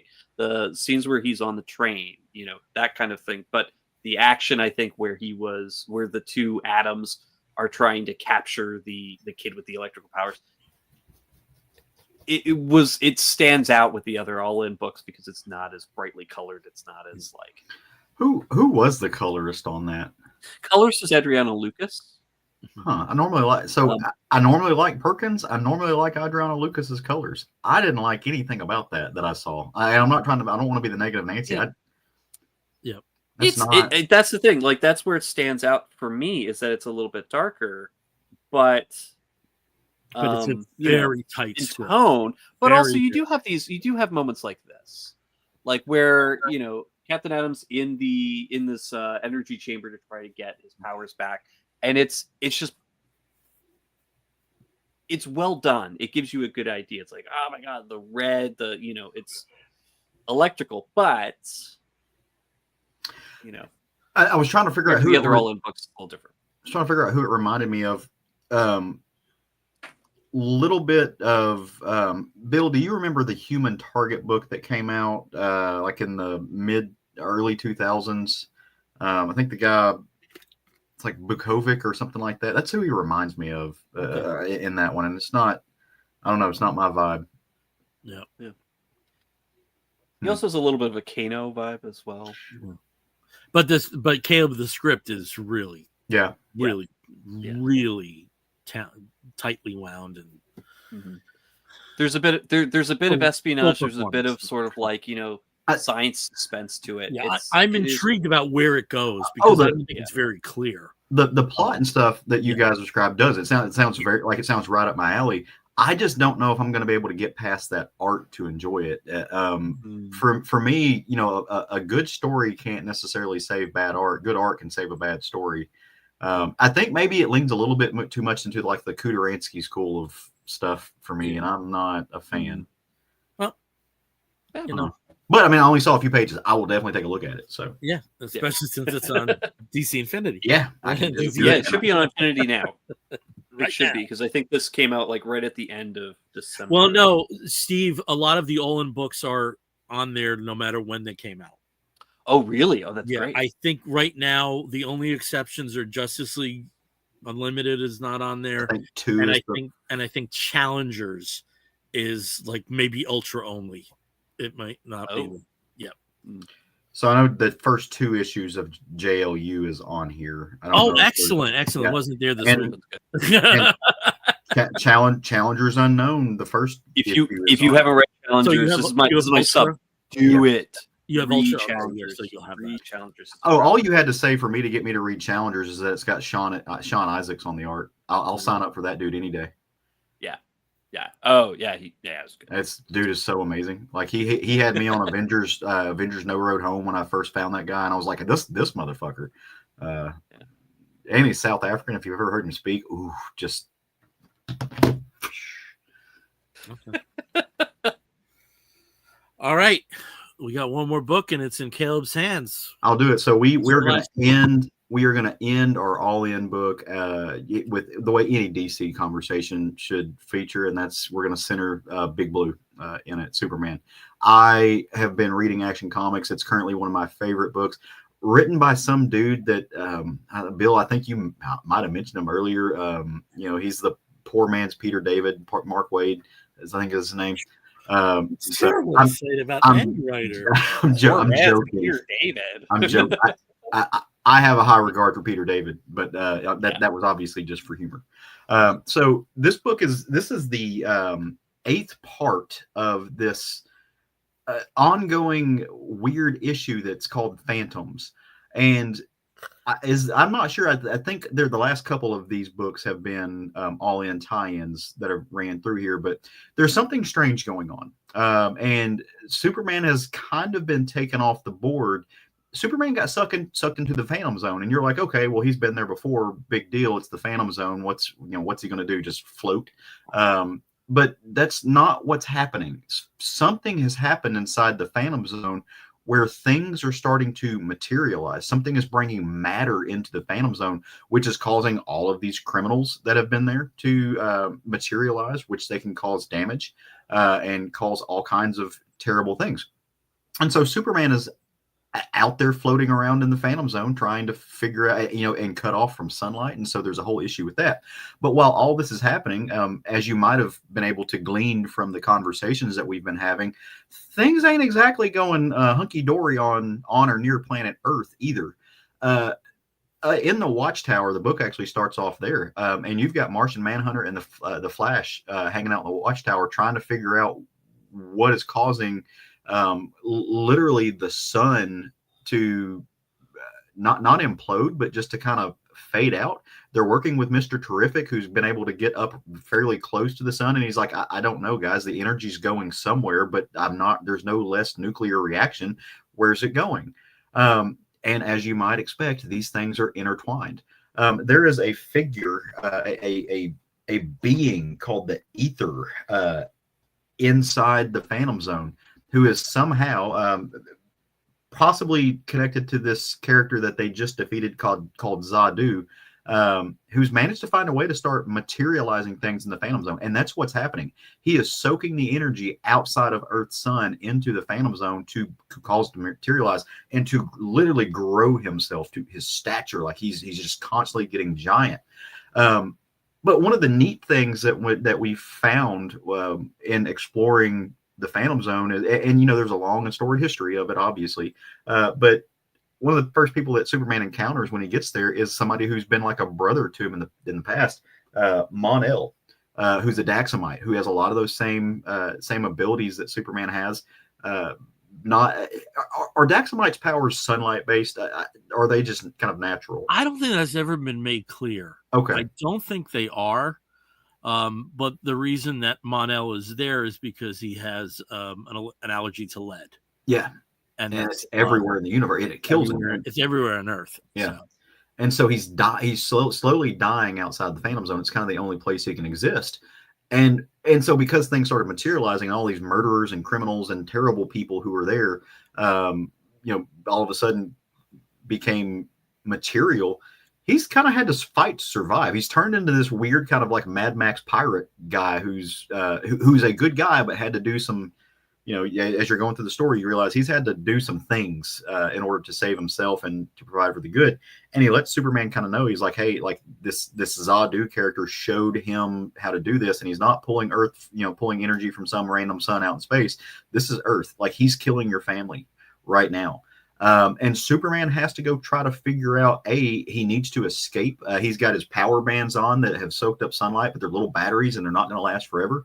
And as the ether continues to grow, and this is one of the things I love about comics, especially DC comics, right? And when they're in good hands, they acknowledge that physics are real. Like, DC's always been really good about that. And so they're like, hey, things that are your size have your own gravity. And so it all starts, the Phantom Zone and everything else starts to implode on him. And Superman has to find a way to escape because it's going to destroy the Phantom Zone. It's going to kill Superman.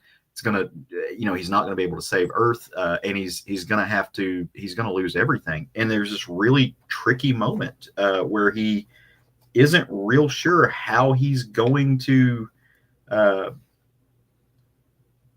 he's going to figure this one out. And it's one of those interesting Superman moments where Superman realizes that he may not be able to save something. He's not going to kill the guy, right? That's not what he's doing. But Superman might not be able to save this person or this thing from himself, from what he's done. And that hurts Superman, right? That is almost worse than anything else. But you do really get to see the relationship with Mon-El. And while all this is happening in the Phantom Zone, we know what's happening on Earth. Out in space somewhere too, you also you get Connor and the Chinese Superman, who is Kenan. Yeah, Kenan. They're out doing their own thing. They have somehow, through the sheer dumb luck, Connor has become the leader of the Kuns, who's this warlike race who he had to defeat their leader to become their leader. And their biggest thing is they were mad at this other alien race who'd been raiding all of their stuff and taking them to museums. And so they're going to get all of the Kuns, cultural things back from these figures who have treated like a museum and stole all of it. Of course, they're like, well, you can't come take our stuff. And they're like, oh, the irony of you saying that, because yes, we can. Hilarious, really funny moment. They have this conversation while they're doing that about art museums, and Connor just doesn't care, but Kenan's like, oh, they're beautiful works of art, and also girls love it. He's like, oh, let's go to the art museum. It really showcases Wade's ability to transition from moment to moment, to take all of these characters and give them a separate, independent voice. Obviously, I don't know that anybody else knows the profiles of these characters better than Mark Waid. And to be able to wield them the way that he does with the history, talk about Easter eggs. There's so many things in here that you just have to have an encyclopedic knowledge of these characters to really be able to showcase. I have zero complaints about the art in this book. The art's by Clayton Henry, who's an amazing artist. Although this is one of the books that is more akin to what we would expect from a DC house style. It doesn't have that auteur artistic flair that we see from some of the other books that we've seen, but in no way, shape, or form is it bad. It works really well for a Superman book. So over the years, I never expected this, but over the years, I've somehow become a Superman mark. There was once upon a time, honestly, not that long ago, a few years ago, where I maybe had read 2 or 3 Superman stories. And now I can't stop reading them. I love it. I love this character. I love when he's done well. It makes me happy. And in a lot of ways, Superman stories, they're not escapism for me, but they do renew my faith in the human spirit. And I think that's what that character is supposed to do. Mm-hmm. And I'm glad we have writers that can do that with fiction, because it's necessary. This is where art heals. and they're using these to tell stories that the world needs to grapple with to some degree. So if you're not reading Superman, if you're not reading Action Comics, or if you're not reading World's Finest, you are doing yourself a major disservice right now, because they are all phenomenal. James Figueredo also said Clayton Henry is amazing. He deserves high-profile projects like a monthly Superman. Absolutely. Clearly agrees with you. Yeah, there was a lot I liked about this. Mon-El. This is the exact same Mon-El that appears in Supergirl and the Legion of Superheroes during the 1 year later phase, which Wade wrote. I mean, it's the exact same voice. And, you know, one of the conceits about the Phantom Zone is you don't age. Yeah. That was the only point artistically I thought was a little off, because I'm still viewing Mon-El as a teenager, and he wasn't exactly drawn that way here. No, he looks more akin to Clark. He looks older, you know, mid 30s.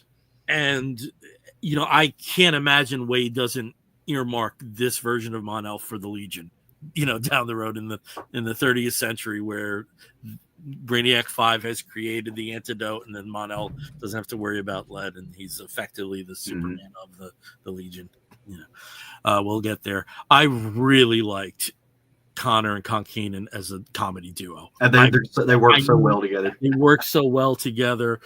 You know, that they call him Cooper Boy after he becomes the Coon leader.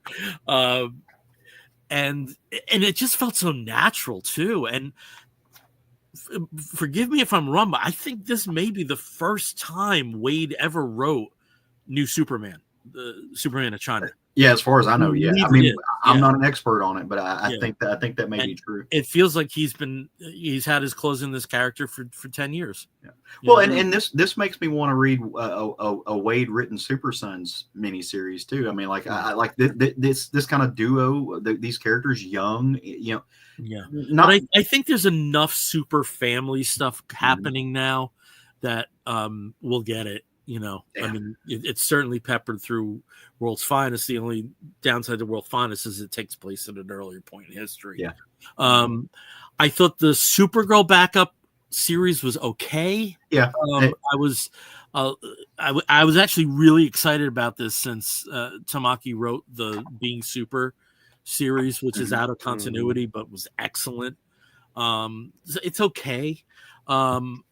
But for me, the Megan Hetrick art was the big draw on that one, because I like Megan. I think you had 12 weekly issues of this. It's reverted back to a monthly series now.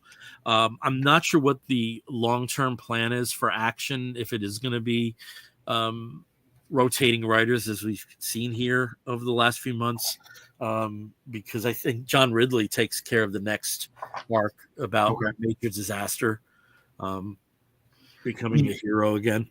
You do get a preview of the new Two-Face book in the back of this as well, that I'm really excited about. It was good. It was so good. Yeah. It was really good. Yeah. And it was weird because it's a Two-Face book that doesn't feel like a Batman book. Mm-hmm. You know, it was really good. Really, really good. I liked them all. You know, like I didn't like Catwoman. I didn't like Mark Perkins' art, you know, but, you know, by and large, like even Harley Quinn, I don't think the conceit of the book right now is something that's going to last very long, but it does give her some different comedic opportunities in that she's in a different section of Gotham now, which has its own flavor. So I just thought across the board, we're in a really good spot with DC right now. Also, really, Steve, can you pull the cover back up to Action 1077? I just wanted to point one thing out that I thought was interesting. Number one, down here in the corner, you see Supergirl hugging Crypto, and they're all sad because Clark is gone, and that just breaks your heart. But I actually really love that Lois Lane in this cover is drawn to look like Lois from Superman and Lois. Like, she looks like her so much, and I think that's a neat nod to it. Like, I'm not normally I don't need a photo realism or photo reference, but this looks like her to me, and I'm wrapping that series up right now, and so maybe I'm a little bit. Is there a word for being nostalgic for something that's happening concurrently? I don't know, but I think it's a good nod to it, and I really like that. And also a beautiful nod to the Donner films with the Phantom Zone. Yes, yep. How that's presented too. The yeah. diamond, yeah. The plate, Yeah. the plane, if you will. All right. It's the play. Oh, it's a little bit late, so we gotta start wrapping this show up. And before we get to our last segment, we show off some of our Geek Gets that we've acquired over the last fortnight. Steve, do you have anything? I see something over your shoulder. I mean, just the poster back there that is for Sabretooth, The Dead Don't Talk, which is a new miniseries out from Marvel, featuring Sabretooth post-death, because he's died multiple times since Krakoa.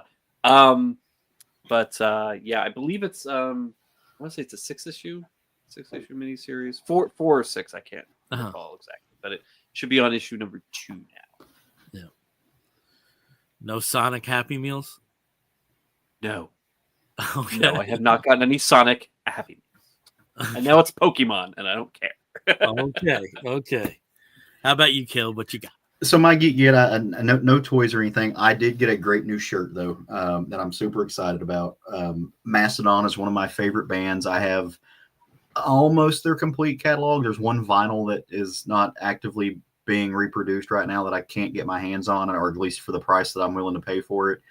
So I was sitting around the other week, and Roger was like, "Don't you have all of their stuff?" And I was like, "Yeah." He's like, "You don't have any of their shirts." I was like, "That is permission." So I ordered myself not only one but 2 shirts from Mastodon. So super excited about it. Love it. Got the, I don't know if you can see, there's like a little skull with laser beams coming out of the Jaguar's eyes. And there's rumors and talk that they are coming out with a new album next year, which the last thing that they came out with was actually a song that was a fantastic metal song that they did with Lamb of God, and it's so good. If you haven't heard it, listen to it. So that's my Geek Get. Listen to more Mastodon. It's good for your health. Cool. Okay. Is by any chance the thing that you don't have the Jonah Hex soundtrack on vinyl, or one of the live albums? What is it? So there is a live album. I'll have to look it up to see which one I don't have. Okay. It is talk, and I will tell you as you drop your Geek Get. Well, they have live at the Aragon and live at Brixton. So I have live at Brixton, but as far as studio albums, I do not have. Number one, I don't have Floods of Triton, which is they did a vinyl of that, but it's just one song, so I haven't came out with that yet. I do not have. No, I have. Yeah, it is the live album that I don't have. It's live at the Aragon that I don't have. Okay, cool. Because I have. That'll probably be pricey too. I imagine that's going to be like 3 albums because it's like 2 CDs. Yeah. Because I've got medium rarities. I've got Emperor of Sand. Yeah, it's got to be their live albums that I don't have. Okay.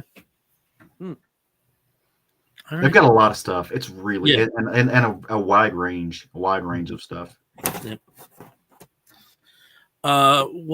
What album did I see them tour behind? Crack the Sky or Leviathan? Hush and Grim. Yeah, that's probably their latest album. Yeah, that's the last from like 2 albums. Again, way different sound than what you're used to them having previously, but still very, very good. Yeah, the closest they come to psychedelia. Yeah, and it's like psychedelia, but sludge metal. Yeah, too.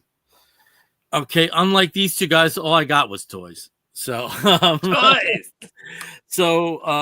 in my continuing pursuit of superpowers figures, I got the short pack ones from not the current wave, but the wave before. So I was able to get the Fleischer variant of Superman. Ooh, yeah. And though the glue fell off, I do have the Dark Knight Batman. Oh, nice. From the superpowers line. And I got more Batman related figures. Spin Master has the mass market, actually shares kind of the mass market license with McFarlane for DC, and these Target exclusives of these retro figures Man, they did a great job both in the sculpt and the packaging. These are from Batman Forever. So I got, I'm shining that too much, but I got Robin and I got Riddler. There also are Two-Face and Batman figures that I haven't come across yet. But I just think That Riddler figure's great. They did great jobs with the packaging on this. Yeah. Dems, what?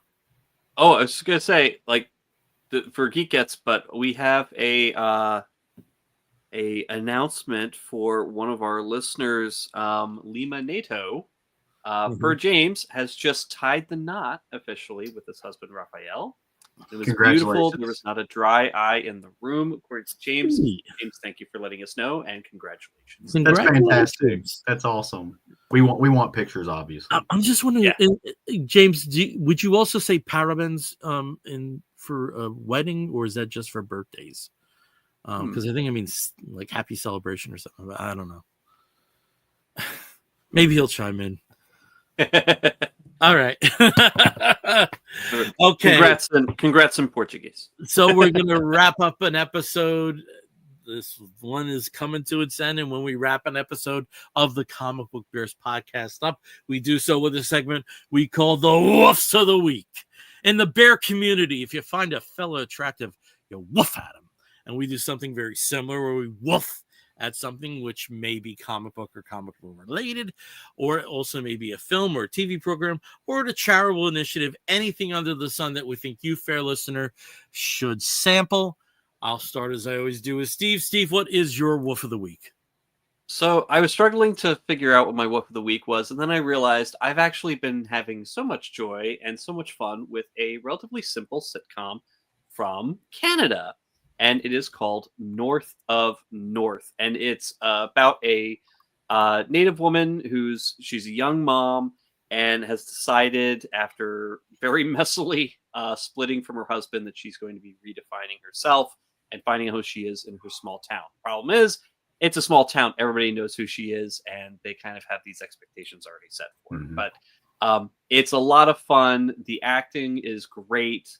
Anna Lambes plays the main character, Siaya, but Marilyn Reichskub also makes an appearance as well as sort of like the town mayor / community organizer that she works for. And it's a ton of fun. It's on CBC right now. You can get it online on CBC Gem.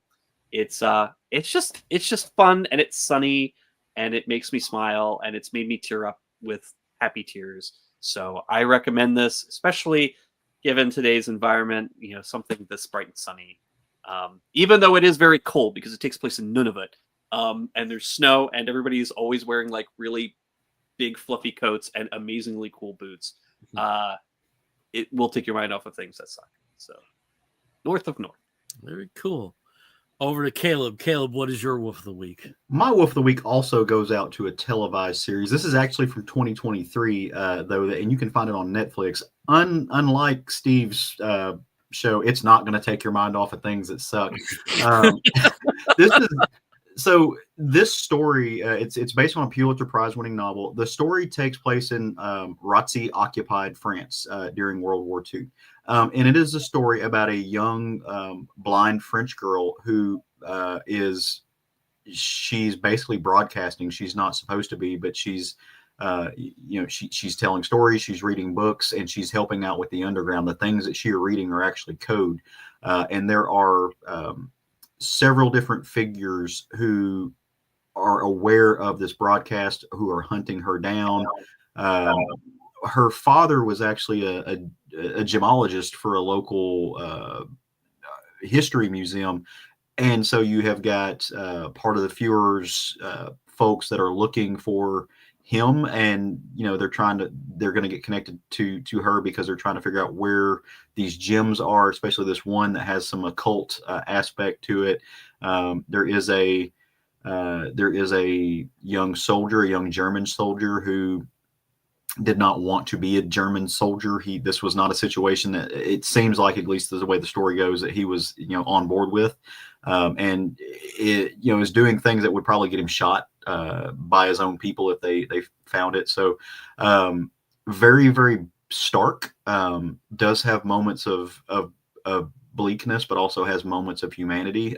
It's a very interesting period piece if you know anything about Vichy France and what they were doing there.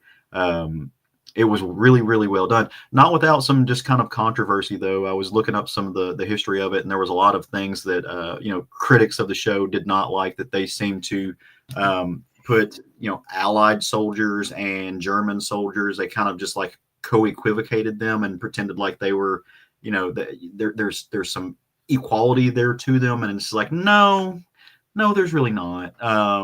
But that's.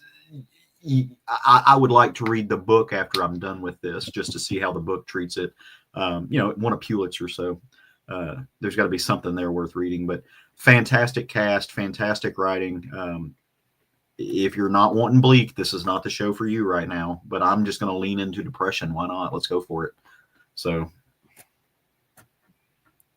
okay, great. My Wolf. 2 TV shows. Steve, I have to ask you to put up a graphic for my Wolf of the Week, if you would. And my Wolf of the Week goes out to Bishop Marion Edgar Buddy. The reason that she is in the national spotlight right now is because on Tuesday, she delivered a sermon. Again, she's Episcopalian bishop of Washington in the Washington, D.C. area. The person who was elected president of the United States was in attendance. And during that particular sermon, she, offered in her, in what she said, that the millions have put the trust in the president. And in the name of God, she asks him to have mercy on people in our country who are scared now, including the LGBTQ communities, immigrants, and refugees among them. And of course, we have a man-child in office right now, and he didn't take too well to that. And it seems to me that as we have the people who are listening can't see the graphic, but when she was asked about this, she was quoted, "I am not going to apologize for asking for mercy for others."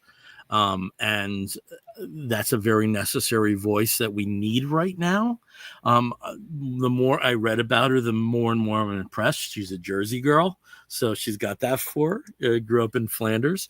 And also, it turns out that she was principal in arranging for Matthew Shepard's remains to be buried within Washington Cathedral. Matthew Shepard's parents never had a public burial for him because they had a constant worry about vandalism. And in Washington Cathedral, good luck to you doing that there. It also turns out that in the 53 hours since she delivered her sermon, her most recent book has sold out at every outlet. The name of that book is How We Learn to Behave, Decisive Moments in Life and Faith. And some of the reviews basically provide this is a religious reading for people who aren't religious. So that sounds like something I would cotton to. So we need voices like this right now. And that's who my Wolf of the Week goes out to, Bishop Marion Edgar Buddy. So the response, especially, I live in the South where evangelical churches are everywhere. And I am not a Christian, but I was raised and steeped in the Church of Christ, an evangelical church. And I am ashamed, not shocked, but ashamed of a lot of people that I know who have came out and who are MAGA, but also who have, spoken about what she said as if she should apologize or to be ashamed of it.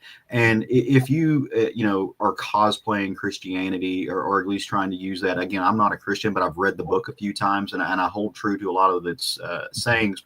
You might want to open up Micah chapter 6, verse 8, where that book tells you what God requires of you, which is to do justly and to love mercy and to walk humbly with your God, which is effectively what she said. So if you have a problem with what she said, your problem's not with her, your problem's with Christ, and that's not who you're following right now. So you might want to get right with that. No, I don't think it's a bold statement to say that United States evangelical Christians are the most unchristian people out there. Absolutely. Right? It's not a bold statement. They're not following Jesus. They're following something else. Power and greed. Like you, Caleb, I'm not somebody that identifies as a Christian at this point in life, but grew up Catholic. I've always viewed Episcopalian as kind of Catholic light, but I do think if I was ever going to regularly go to services again, it most likely would be Episcopalian because of where their head's at right now. Yeah. It's a very good place.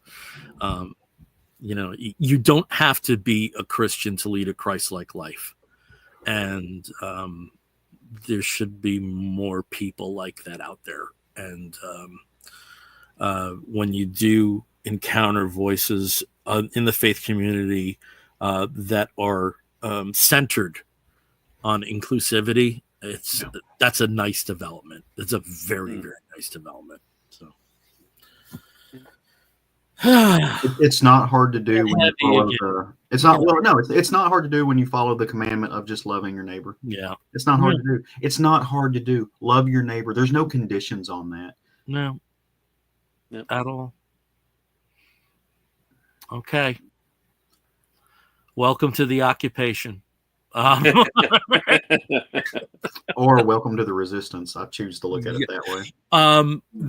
One of the best quotes I saw. Let me just pull this up, and I think this is a nice note to go out on. Let me just pull this up. This just came to mind, but you know me, I take pictures of everything. And that you guys verify that for the audience. It's true. Conversations, very often there'll be a picture from me in seconds. Oh yeah. Let me just pull this up. I just thought this was such a great quote. And also feeds into some of the reactions we've seen to a particular healthcare official, CEO getting Luigi'd. They want 1930s Germany, but they're about to get 1790s France. Oof. All right. On a brighter note, we'll be back in a fortnight to talk more about funny books, and we're going to keep doing it. And guys, I am so excited that I am so excited again. I really am. I really am. And, I know that I've, particularly moved away from independent books, and I've just been, after this was done, I started going through some of the independent, some of the Marvel books that I've had, ridiculous stacks of right now. And I'm back. I'm back about reading comic books and just appreciating what a vibrant art form this is. And I'm so glad we have this outlet to talk about it. And we will talk about it again in 2 weeks. And again, we are the Comic Book Bears podcast. You can find us on most of the social media platforms as Comic Book Bears. You can find us on Facebook as Comic Book Bears Podcast. If you want to write to us, you can do so by sending an email to comicbookbears@gmail.com. If you want to listen to us, you can catch us through most of the major podcatching platforms. If you want to view us, there is always our YouTube channel. If you joined us tonight through Facebook Live, thank you. As always, please like and subscribe and leave a good review. It's always appreciated. Until next time, I'm Bill Zanowitz. I'm Steve Morey. And I'm Caleb Alexander McKenzie. If you're listening to the audio version, you're going to hear a wolf and an explosion. We'll be back again soon. Take care, everyone. Bye. Bye. Boom.